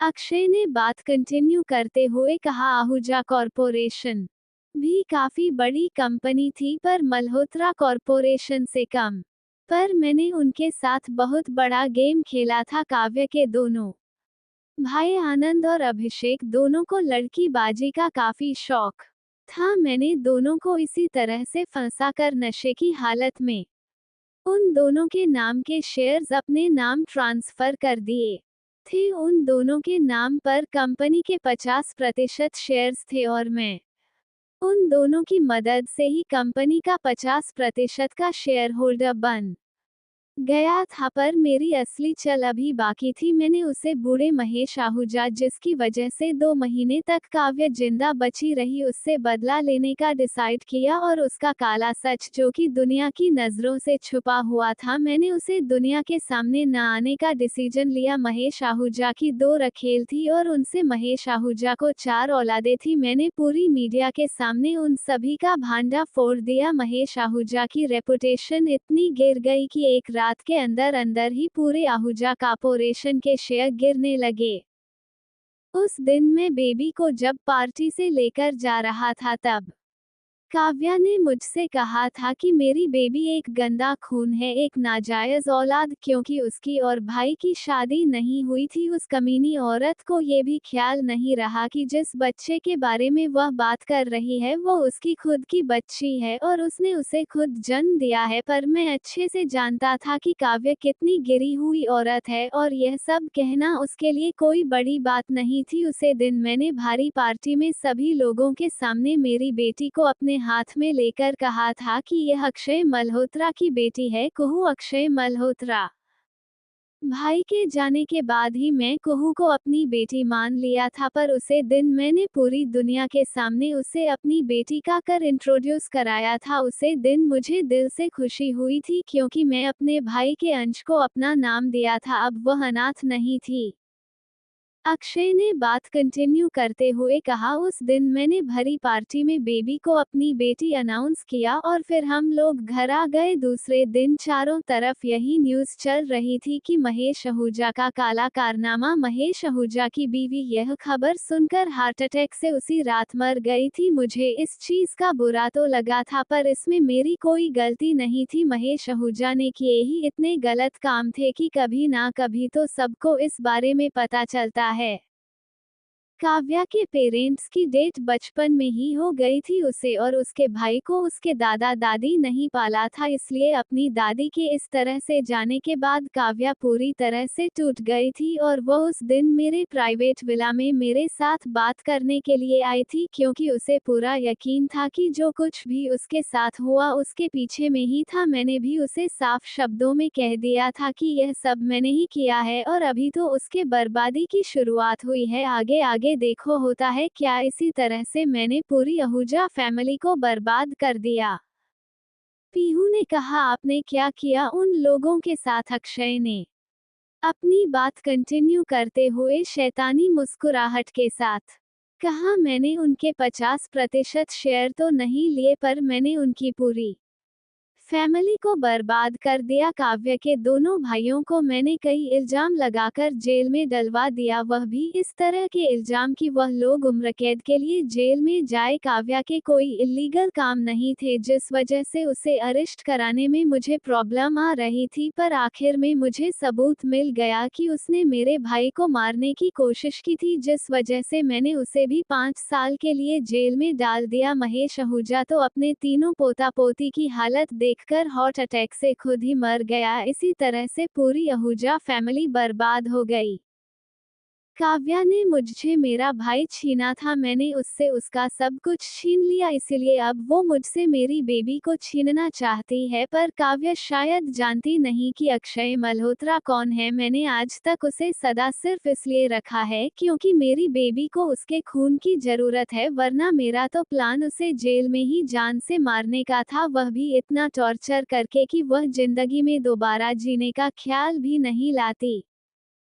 अक्षय की बात सुनकर पीहू ने अक्षय की तरफ देखते हुए कहा, क्या बच्चे के दिल में होल होने का कारण ये हो सकता है कि जब बच्चे की डिलीवरी में टाइम था तब काव्या ने अपने पेट पर लोहे का रोड मारा था? पीहू की बात सुनकर अक्षय ने पीहू की तरफ देखते हुए कहा, मुझे लगा नहीं था तुम इतनी जल्दी सब कुछ सुलझ लगी, पर यही कारण है, उसे काव्या की वजह से ही बच्चे के दिल में छेद है, क्योंकि उसने जो रोड मारा था वह बच्चे के नाजुक दिल पर लगा था। भगवान की दया से मेरी बेबी बच तो गई थी, पर उसके हार्ट में होल हो गया।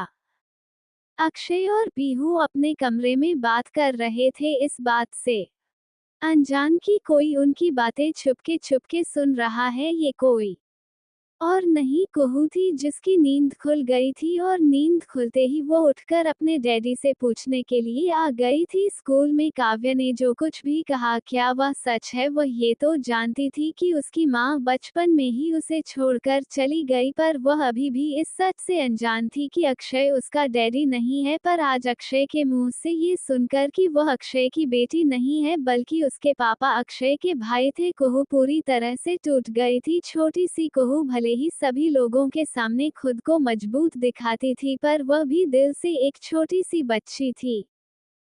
इस वक्त कुहू दरवाजे पर खड़ी होकर अक्षय और पीहू की बातें सुन रही थी। अक्षय और पीहू इस बात से पूरी तरह से अनजान थे कि कुहू उनकी बात सुन रही है। अक्षय ने अपनी बात कंटिन्यू करते हुए कहा, मुझे उसे काव्य से नफरत है, उसकी वजह से हमारी पूरी जिंदगी बर्बाद हो गई। सब कुछ सही चल रहा था, अगर वह हमारी जिंदगी में ना आती तो शायद आज मेरा भाई मेरे साथ होता। सिर्फ और सिर्फ उसकी वजह से मैंने अपने भाई को खो दिया। पीहू ने अक्षय की तरफ देखते हुए कहा, पर आप जानते हैं ना काव्य की जिंदगी हमारे बच्चे के लिए कितनी इम्पोर्टेंट है, हम चाहकर भी उसे कुछ नहीं कर सकते। अक्षय ने गुस्से से कहा, इसी बात पर मुझे गुस्सा आता है कि मैं चाहते हुए भी उसे औरत को कुछ नहीं कर सकता, क्योंकि जब तक वह जिंदा है मेरी बेटी की सांसें चलती रहेगी। इसलिए मुझे किसी भी कीमत पर उसे इंसान को ढूंढना है जिसका ब्लू बेबी से मिलता होगा। दुनिया में ऐसे 5 ही इंसान हैं जिनका ब्लड ये है, ब्लड ग्रुप काफी रेयर है। काव्या की माँ पहले किसी आइलैंड पर रहती थी जहाँ पर काव्या के पापा घूमने के लिए गए थे और उन्हें वहां पर काव्या की माँ से प्यार हो गया था। काव्या की माँ का ब्लड ग्रुप रेयर था जो कि काव्या को मिला और काव्या से वह ब्लड बेबी को मिला, इसलिए हम उस ब्लड ग्रुप के इंसान को ढूंढ नहीं पा रहे हैं। इसी बात का फायदा वह काव्या उठा रही है, पर अब बहुत हुआ, मैं उसे और अब अपनी मजबूरी का फायदा नहीं उठाने दूंगा। आज वह मुझसे मेरी बेटी को छीना चाहती थी, अगर उसने अगली बार से ये सब करने की हिम्मत भी की तो उसे मैं ऐसी सजा दूंगा कि वह जिंदगी जीना भूल जाएगी। अक्षय की बात सुनकर पीहू ने गहरी सांस लेते हुए कहा, चाहे कुछ भी हो जाए पर आप तब तक उसके साथ कुछ मत कीजिए जब तक हमें हमारी बेबी के लिए कोई डोनर नहीं मिल जाता। हमारे लिए सबसे इम्पोर्टेंट अगर कोई है तो वह हमारी बेबी। आप बस ये ध्यान में रखिए कि हम तब तक शांत हैं जब तक हमारे पास दूसरा रास्ता नहीं होता। उसके बाद मैं खुद उस काव्या का हिसाब करूंगी, उसकी हिम्मत कैसे हुई मेरी बेटी को अपनी बेटी कहने की, वह बेबी को अपनी बेटी कहने का हक उसी दिन हो गए चुकी थी जिस दिन उसने हमारी बेटी को मारने की कोशिश की थी, यह जानते हुए भी कि वो उसकी खुद की औलाद है। माँ बनना सिर्फ पैदा करने का काम नहीं होता, माँ वह होती है जो एक बच्चे को पालकर बड़ा करती है। मुझे मेरी माँ के बारे में ज्यादा कुछ याद तो नहीं है, पर मुझे इतना जरूर याद है कि वो मुझसे सबसे ज्यादा प्यार करती थी। कुहू ने जब ये सुना कि उसकी जन्म देने वाली माँ ने उसे मारने की कोशिश की थी, उसका दिल 1000 टुकड़ों में टूट गया। भले ही वो पीहू को दिल से अपनी माँ मानती थी, पर यह जाने के बाद कि उसकी सगी माँ उससे इतनी नफरत करती है, खूब को लग रहा था जैसे उसकी जिंदगी पूरी तरह से बेरंग है। छोटी सी कुहू दरवाजे पर अपनी आंसू भरी आंखों से अपने मम्मी डैडी को देख रही थी। आज के लिए बस इतना ही, कल कुछ अलग होने वाला है और जल्दी ही कुहू हमेशा हमेशा के लिए इन सब से बढ़ जाएगी, उसके बादले पाएगा। अक्षय और पीहू हमेशा साथ रहेंगे। आप सबके लिए एक और गुड न्यूज़ है, जल्दी ही इन दोनों के लिए बेबीज लाऊंगी। पैसे बताओ, जुड़वा 2 हर बार होते हैं, इस बार जुड़वा नहीं होंगे। Audio by Sakil JX07। Akshay और पीहू यहाँ पर अंदर कुहू के पास से रिलेटेड बातें कर रहे थे। वो दोनों इस बात से अनजान थे कि उनकी बेटी ने उनकी सारी बातें सुन ली है। वही यह सुनकर कि अक्षय उसका पापा नहीं है, कुहू पूरी तरह से टूट गई थी। उसे हमेशा से यही लगता था कि सिर्फ उसकी माँ ही उसे छोड़कर बचपन में चली गई है, पर आज ये पता लगता ही कि अक्षय भी उसका रियल फादर नहीं है, बल्कि उसका रियल फादर दुनिया में है ही नहीं। कुहू के दिल में दर्द हो रहा था, उसे लग रहा जैसे इस दुनिया में उसका कोई सगा नहीं है। भले ही अब वो इस परिवार का एक हिस्सा थी, पर यह जानने के बाद कि उसके अंदर मल्होत्रा परिवार का खून नहीं था, छोटी सी कुहू का दिल बुरी तरह से टूट गया था। वह दरवाजे पर ही रोते रोते उन दोनों की आगे की बातें सुनने की कोशिश कर रही थी, पर अब उसके कानों में उनकी आवाज आना बंद हो गई थी। कुहू का रो रो कर चेहरा लाल हो गया था। वह अभी भी अपनी प्रिंसेस फ्रॉक में ही थी। आज सुबह से वह जितनी खुश थी, आज रात होने तक वह उतनी ही ज्यादा दुखी हो गई थी। यह भी कह सकते थे कि उसकी जिंदगी का ये सबसे बुरा दिन था, क्योंकि आज से अपनी माँ के बारे में पता चला था, उसकी वह माँ जिससे वो हमेशा से नफरत करती थी, क्योंकि एक बार उसने कृपा जी के मुंह से सुन लिया था कि उनकी माँ बचपन में ही उसे छोड़कर इसलिए चली गई थी क्योंकि वह कुहू से नफरत करती थी। कुहू को हमेशा यही लगता था कि उसके डैडी की कोई गर्लफ्रेंड होगी जिसकी बेटी वह है, पर आज यह उसे महसूस हो गया था कि जिसे वह बचपन से अपना डैडी और अपना सब कुछ मानती है, वह तो असल में उसके डैडी है ही नहीं। पीहू ने रोते हुए अक्षय की तरफ देखते हुए कहा, हमें किसी भी तरह से हमारे बच्चे के लिए जल्दी ही डोनर ढूंढना होगा, क्योंकि जहां तक आप लोगों ने कोशिश की होगी, अब तक कोई ना कोई डोनर तो मिल ही जाना चाहिए था। पर आपने कहा कि उसे आयरलैंड से काव्य की मां आई थी, तो आपने उसे आयरलैंड पर उसे ब्लड ग्रुप के किसी इंसान को ढूंढने की कोशिश नहीं की क्या? पीहू की बात पर अक्षय ने कहा, उसे आइलैंड पर मैं हर एक इंसान के ब्लड ग्रुप की टेस्ट कराई है, पर वह ब्लड ग्रुप अब वहां पर किसी भी मौजूद इंसान की बॉडी में नहीं पाया जाता, सिवाय 2 लोगों के जिनकी उम्र 60 साल के ऊपर है, और उनका ब्लड हम नहीं ले सकते। अक्षय की बात सुनकर पीहू के चेहरे पर उदासी आ गई। उसे यही सोच सोचकर रोना आ रहा था कि उसकी छोटी सी बच्ची हर 3 महीने में किस तरह से अपनी बॉडी में ब्लड चढ़ाते हुए पेन को झेलती होगी। यहाँ तक कि पीहू का दिल कर रहा था कि वह इसी वक्त काव्या को जान से मार दे। अगर डिलीवरी के टाइम पर उसने इस तरह की हरकत नहीं की होती, तो आज उसकी बेटी नॉर्मल पैदा हुई होती। भले ही पीहू ने कुहू को जन्म नहीं दिया था, पर उसने जब से यहाँ पर कदम रखा था, उसके लिए सबसे जरूरी अगर कोई था तो उसकी बेटी कुहू।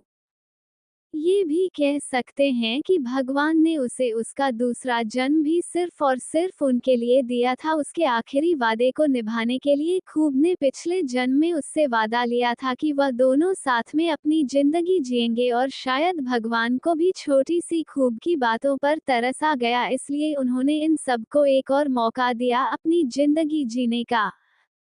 पीयू ने मन ही मन अपनी आंखें बंद करके लगभग रोते हुए कहा, अगर हमारी जिंदगी में इतने दुख लाने ही थे तो क्यों दोबारा जिंदगी दी? भगवान क्या बिगाड़ा था? मेरी छोटी सी बच्ची ने पिछले जन्म में मेरी एक गलती के कारण हमारा पूरा घर तबाह हो गया था, पर इस जन्म में मैंने क्या किया भगवान जी, जो आपने मेरी बेटी के साथ यह सब कुछ किया? पीहू की आंखों से आंसू बह रहे थे। अक्षय ने प्यार से उसे सीने से लगाते हुए कहा, तुम्हें स्ट्रांग बनना होगा हमारे बच्चे के लिए, क्योंकि हमारे बेबी कमजोर नहीं है। वह बाकी बच्चों की तरह नहीं है जो कि सिर्फ बच्चों की तरह बिहेव करते हैं। हमारी बेटी को अभी से यह समझ है कि उसे किस कंडीशन में किस तरह से बिहेव करना चाहिए, और वह इतनी समझदार है कि वह समझ जाएगी उसकी कंडीशन क्या है, और उसके डैडी उसे कुछ नहीं होने देंगे। यह बात भी वह अच्छे से जानती है, क्योंकि मैं उसका सुपर हीरो हूँ और मुझे हमेशा अपनी बेटी का सुपर हीरो ही बनकर रहना है। इसलिए अब तुम ये रोना बंद करो, क्योंकि मुझे तुम्हारी आंखों में और बेबी की आंखों में आंसू बिल्कुल पसंद नहीं।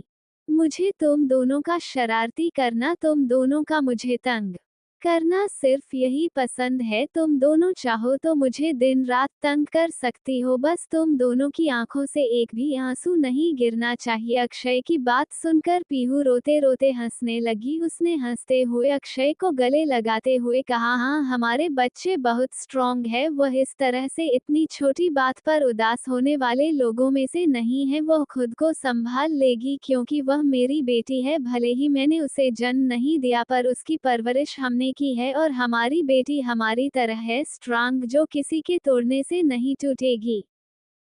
कुहू रोते हुए सारी बातें सुन रही थी। जब उसने अपने मम्मी डैडी के मुंह से अपने लिए ये सब सुना तब उसकी आंखों से तेजी से आंसू बहने लगे। भले ही ये उसके रियल पेरेंट्स नहीं थे पर इनका प्यार की रियल पेरेंट्स के प्यार से भी बहुत ज्यादा था। कुहू ने अपने आंसू पोंछते हुए कहा, हाँ बेबी अपने मम्मी डैडी की तरह ही स्ट्रांग है। बेबी को फर्क नहीं पड़ता उसके रियल मम्मी डैडी कौन है, पर बेबी के लिए तो उसके रियल मम्मी डैडी सिर्फ आप दोनों। इतना कहकर कुहू ने एक नज़र उन दोनों की तरफ देखा और अपने कमरे में वापस चली गई। कमरे में आने के बाद भी उसने अपने कपड़े चेंज नहीं किया और वो अपने कमरे में खिड़की के पास बैठकर आसमान को देखने लगी। कुहू को बचपन से ही अक्षय ने इस तरह से बड़ा किया था कि उसे ना अंधेरे से डर लगता था ना ही बिजली चमकने से। अक्षय हमेशा से उसे स्ट्रांग बनाना चाहता था, जिस वजह से अक्षय ने उसे इस तरह की ट्रेनिंग दिलवा दी थी। कुहू की आंखें इस वक्त सुनी थी। ना चाहते हुए भी उसे काव्य का बिहेवियर याद आ रहा था। काव्य जो पहले स्कूल में पानी के बाद उसे इतने प्यार से बात कर रही थी, अक्षय के आने के बाद वो पूरी तरह से बदलकर उसे इनडायरेक्ट धमकी दे रही थी कि अगर उसने कुहू को काव्य के हवाले नहीं किया तो काव्य कुछ भी कर सकती है। कुहू ने गुस्से से चांद की तरफ देखते हुए कहा, बेबी को फर्क नहीं पड़ता कि बेबी की मम्मी वो औरत है। बेबी कभी उसे अपनी मम्मी नहीं मानेगी। बेबी की मम्मी सिर्फ और सिर्फ पीहू अक्षय मल्होत्रा है। कुहू ने डिटर्मिनेशन के साथ आसमान की तरफ देखते हुए कहा। छोटी सी कुहू की आंखों में कॉन्फिडेंस नजर आ रहा था, पर काफी देर तक रोने के कारण उसका छोटा सा चेहरा सूजा चुका था, यहाँ तक कि उसकी आंखें भी लाल लाल नजर आ रही थी। उसने खुद को शांत किया और वापस बेड पर आकर लेट गई। उसने अपनी फ्रॉक भी चेंज नहीं की। पीहू भी उसकी फ्रॉक चेंज करना भूल गई थी, क्योंकि अक्षय उसे काव्य से रिलेटेड बात बता रहा था, जिस वजह से वह अक्षय के साथ पहले ही कमरे से बाहर चली गई थी। कुहू ने सभी बातों को याद किया और अपनी आंखें कस के बंद करके बेड पर लेट गए, पर उसे नींद नहीं आ रही थी। ना चाहते हुए भी उसकी आंखों से आंसू निकल रहे थे। वो गुस्से से उठकर बेड पर बैठ गई। उसने अपने आंसू पोंछते हुए कहा, बेबी अपने मम्मी डैडी की स्ट्रांग बेबी है। बेबी किसी भी हालत में इस तरह से खुद को कमजोर नहीं पड़ने दे सकती। बेबी के मम्मी डैडी को बेबी पर कितना ट्रस्ट है। बेबी को स्ट्रांग बनना ही होगा। और बेबी क्यों रोए उस गंदी औरत के लिए जो कि बेबी की कोई है भी नहीं। इतना कहकर कुहू ने गुस्से से एक किलो को गले लगाया और सोने की कोशिश करने लगी। छोटी सी कुहू जब उसके पास मम्मी नहीं थी हमेशा यही सोचती थी कि क्या वह इतनी बुरी बच्ची है कि उसके पास मम्मा नहीं है। बचपन से उसने छोटी छोटी बच्चियों को और बच्चों को अपने मम्मी डैडी दोनों के साथ देखा था, पर उसके साथ हमेशा सिर्फ अक्षय होता था। घर में सभी उससे बहुत प्यार करते थे, पर एक माँ की कमी कोई भी पूरा नहीं कर सकता, चाहे उसके पास पूरा परिवार ही क्यों ना हो। यही हालत छोटी सी कुहू की थी और बचपन से ही अपने एरोगेंट नेचर के कारण वह ज्यादा किसी के साथ घुलती मिलती नहीं थी। उसे सिर्फ सबको परेशान करना पसंद था। कुछ देर बाद छोटी सी कुहू रोते रोते सो गई। उसे एहसास भी नहीं हुआ कि वह कितना ज्यादा रोई है। जिस पिलो पर वह सर रखकर सोई थी वह उसकी आंसुओं से आधा भीग गया था। छोटी सी कुहू सेंसिटिव बच्ची थी, क्योंकि वह काफी ज्यादा गोरी और क्यूट बेबी थी। बचपन से ही उसे इस तरह से रखा गया था कि उस पर एक खरोच भी नहीं आती थी, और आज इतना ज्यादा रोने के कारण आधी रात को उसकी बॉडी तपने लगी थी। पर इस वक्त वह अकेली सो रही थी और थकान के कारण उसकी उठने की हिम्मत भी नहीं हो रही थी, इसलिए वह बेड पर ही कांपते हुए लेटी रही। दूसरी तरफ अक्षय और पीहू अपने कमरे में एक दूसरे को गले लगाकर सो रहे थे। अचानक से पीहू उठकर बैठ गई। उसे कुछ अजीब सा लग रहा था। पीहू ने अक्षय की तरफ देखा जो सो रहा था। उसने धीरे से बेड से उठने की कोशिश की कि तभी अक्षय ने उसे कमर से पकड़कर अपने करीब खींचते हुए कहा, क्या हुआ? पीहू ने अक्षय की तरफ देखते हुए कहा, हम एक बार कुहू को देखकर आते हैं। पीहू की बात पर अक्षय ने उसे अजीब तरह से देखते हुए कहा, पर क्यों? अभी तो रात के 3 बजे हैं। पीहू ने घबराते हुए कहा पता नहीं, मुझे लग रहा जैसे बेबी को मेरी जरूरत है, प्लीज मैं सिर्फ एक बार देख कर आ जाऊंगी, मैं उसकी नींद डिस्टर्ब नहीं करूंगी। अक्षय ने पीहू की तरफ देखा जिसके चेहरे पर घबराहट नजर आ रही थी। अक्षय ने उसे नहीं रोका क्योंकि वह जानता था जब तक पीहू कुहू को सही सलामत नहीं देख लेगी वह शांति से नहीं हो पाएगी। अक्षय भी धीरे से उठकर बैठे से खड़ा हो गया। उसने पीहू की तरफ देखते हुए कहा चलो दोनों देख कर आते हैं। दोनों धीरे धीरे कुहू के कमरे की तरफ अपने कदम बढ़ाने लगे। कमरे के बाहर पहुंचकर पीहू ने धीरे से कमरे का दरवाजा खोल। अक्षय और पीहू दोनों कमरे के अंदर आए। कमरे के अंदर उनकी छोटी सी बेटी अपने प्रिंसेस गाउन को पहनकर ही पेट के बल लेटी हुई थी। इस वक्त वह इस तरह से लेटी हुई थी कि उसकी बॉडी का कोई भी पार्ट इन लोगों को दिखाई नहीं दे रहा था सिवाय उसकी बड़ी सी प्रिंसेस फ्रॉक के। अक्षय ने पीहू की तरफ देखते हुए कहा बेबी तो अजीब तरह से सो रही है, वह ऐसे कभी नहीं सोती। अक्षय ने हमेशा से उसे अपने साथ सुलाया था पर जैसे जैसे वह बड़ी हो रही थी अब से ने उसे अलग सुलाना शुरू कर दिया था। पर अक्षय जानता था कि उसकी बेटी इस तरह से नहीं सोती बल्कि वह तो बिल्कुल बड़े बच्चों की तरह सीधी सोती थी। अक्षय की बात पर पीहू ने भी अपन सर हिलाया। जब भी पीहू कुहू के साथ सोती थी उसे हैरानी होती थी कि छोटी सी बच्ची इतनी अच्छी तरह से कैसे सोती है, जबकि पीहू खुद भी अजीब तरह से सोती थी। अक्षय और पीहू ने अपने कदम कुआं की तरफ बढ़ा दिए। अक्षय ने धीरे से कुहू को सीधा पलटकर लिटाया। जैसे ही उसने उसकी बॉडी को टच किया उसने महसूस किया कि कुहू की बॉडी गर्म हो रही है। यह महसूस करते ही अक्षय की आंखें सर्द हो गई। वहीं पीहू ने कुर्की का पति बॉडी को देख लिया था। उसने जल्दी से कुहू की बॉडी को टच किया तो उसकी गर्म बॉडी को टच करते ही उसे झटका लगा। कुहू की बॉडी भट्टी की तरह तप रही थी। पीहू ने घबराते हुए अक्षय की तरफ देखा जो अभी भी कुहू के मासूम से चेहरे को देख रहा था। पीहू ने कहा बेबी को बुखार है। अक्षय ने उसे शांत करते हुए कहा तुम शांत हो जाओ। अक्षय का ध्यान कुहू के छोटे से चेहरे की तरफ था जिस पर अभी भी आंसू के निशान थे। अक्षय सारा माजरा समझ गया था। अक्षय ने अपना मोबाइल निकाला और जल्दी से उस पर कुछ किया। 1 मिनट के अंदर अंदर ही उसने उस टाइम की फुटेज निकाल जिस टाइम पर वह दोनों काव्य के बारे में बात कर रहे थे। अक्षय ने ये भी देख लिया था कि उसकी छोटी सी बेटी ने उन दोनों की सारी बातें सुन ली थी। अक्षय समझ गया कि कुहू काफी देर तक रो रही थी जिस वजह से उसे बुखार आ गया है। अक्षय अच्छे से जानता था कि उसकी बेटी जितनी ज्यादा स्ट्रांग है उतनी ही ज्यादा सेंसिटिव। अगर कोई बात उसे बुरी लगती है तो फिर उसे रोने से कोई नहीं रोक सकता और रोने के बाद जो उसकी तबीयत खराब होती है उसके बारे में भी अक्षय अच्छे से जानता था। अक्षय ने साइड में रखे हुए जग को देखा जहां पर ठंडा पानी था। अक्षय ने जल्दी से उसे जग को उठाया और अलमारी की तरफ जाकर वहां से कुछ कपड़े लेकर आ गया। पीहू शांति से सब कुछ देख रही थी। अक्षय के चेहरे के सीरियस एक्सप्रेशन देखकर उसकी हिम्मत नहीं हुई है अक्षय से कुछ भी कहने की। अक्षय ने बिना कुछ सोचे समझे जग का ढक्कन खुला और उसे जग में ही उसे कपड़े को डीप करके भिगो दिया। पीहू समझ गई थी कि अक्षय ठंडे पानी की पत्तियां कुहू के माथे पर रखने वाला है। पीहू ने कुछ नहीं कहा क्योंकि वो जानती थी अक्षय के लिए कुहू क्या मायने रखती है। अक्षय ने धीरे से अपनी छोटी सी बेटी का चेहरा उस गीले तौलिए से क्लीन किया और फिर धीरे धीरे उसके माथे पर ठंडे पानी की पट्टियां रखने लगा। पीहू भी उसके बगल में बैठकर कुहू के तलवों को अपने हाथों से रगड़ रही थी। करीब आधे घंटे के बाद कुहू के माथे से पसीना टपकने लगा।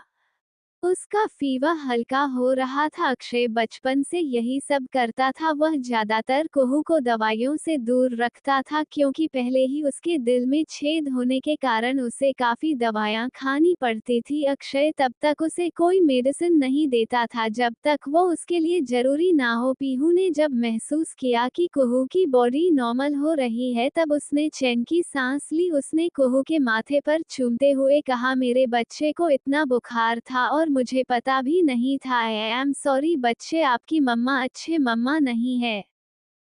पीहू की बात सुनकर अक्षय ने उसे अपने करीब खींचते हुए कहा, और यह किसने कहा? तुम दुनिया की सबसे अच्छी मम्मा हो, तुमसे ज्यादा प्यार मेरी बेटी को कभी कोई नहीं दे सकता था। मुझे अच्छे से पता है कि अगर तुम दोनों का दिल का नाता नहीं होता ना, तो तुम्हें कभी यह महसूस नहीं होता कि बेबी को तुम्हारी जरूरत है। मैं तो बेबी के साथ पिछले 5 सालों से हूँ, फिर भी मैं आराम से सो रहा था, पर जब यहाँ पर इसकी तबीयत खराब हुई तुम चैन से नहीं सो पा रही थी, क्योंकि तुम दोनों का दिल का कनेक्शन है और दिल के रिश्ते हर रिश्ते से बड़े होते हैं। अक्षय की बात सुनकर पीहू मुस्कुराने लगी। दोनों ने अपनी बेटी की तरफ देखा और दोनों ने डिसाइड किया कि वो दोनों थोड़ी देर के लिए यहीं पर सो जाएंगे, क्योंकि अभी सुबह होने में 2 बजे से 3 घंटे बाकी थे और अब वह दोनों करीब 1-1.5 घंटे तक जा चुके थे। दोनों कुहू के अगल बगल लेट गए। लेटने से पहले पीहू ने कुहू की फ्रॉक को भी बदल दिया था, क्योंकि वह फ्रॉक काफी ज्यादा भारी थी। इसी तरह से सुबह हो गई और सुबह के 7 बजे तीनों एक दूसरे को गले लगाकर सोए हुए थे। कुहू का फीवर पूरी तरह से कम हो गया था। अगली सुबह जब पीहू की नींद खुली तब अक्षय पहले ही उठ चुका था। पीहू समझ गई कि अक्षय अपने मॉर्निंग वर्कआउट के लिए गया है। पीहू ने सबसे पहले अपनी बेटी की तरफ देखा, जो अभी भी उसे चिपक कर सो रही है। पीहू ने उसे चूमते हुए कहा, गुड मॉर्निंग मेरा बच्चा। कुहू ने भी धीरे से अपनी आंखें खोली और क्यूट सी स्माइल के साथ मम्मा कहते हुए पीहू के गाल पर किस कर दिया। उसे सुबह सुबह उठने के कारण रात की कोई बात याद नहीं थी। दोनों माँ बेटी उठकर तैयार हो गई। कुहू ने भी बिल्कुल नॉर्मल रिएक्ट किया ताकि उसकी मम्मी परेशान ना हो। पीहू ने भी ज्यादा कुछ नहीं कहा। दोनों तैयार होकर नीचे चली आए। अक्षय ही पहले ही तैयार होकर नीचे चला गया था। नीचे सभी लोग लिविंग रूम में बैठकर बातें कर रहे थे, तभी बाहर से किसी ने बेल बजाई। घर का हेड नौकर दरवाजा खोलने के लिए चला गया। दरवाजा खोलते ही उसे सामने कोई नजर नहीं आया। जैसे ही वह पलटकर जाने को हुआ, उसे अपने सामने करीब 4-4.5 फीट का एक छोटा सा बच्चा दिखाई दिया, जो दिखने में काफी क्यूट था और वह अपनी नीली नीली आंखों से उस नौकर को ही देख रहा था, क्योंकि नौकर उसके मुंह पर ही दरवाजा फिर से बंद करने वाला था। उसे नौकर ने हैरानी से कहा, आप कौन?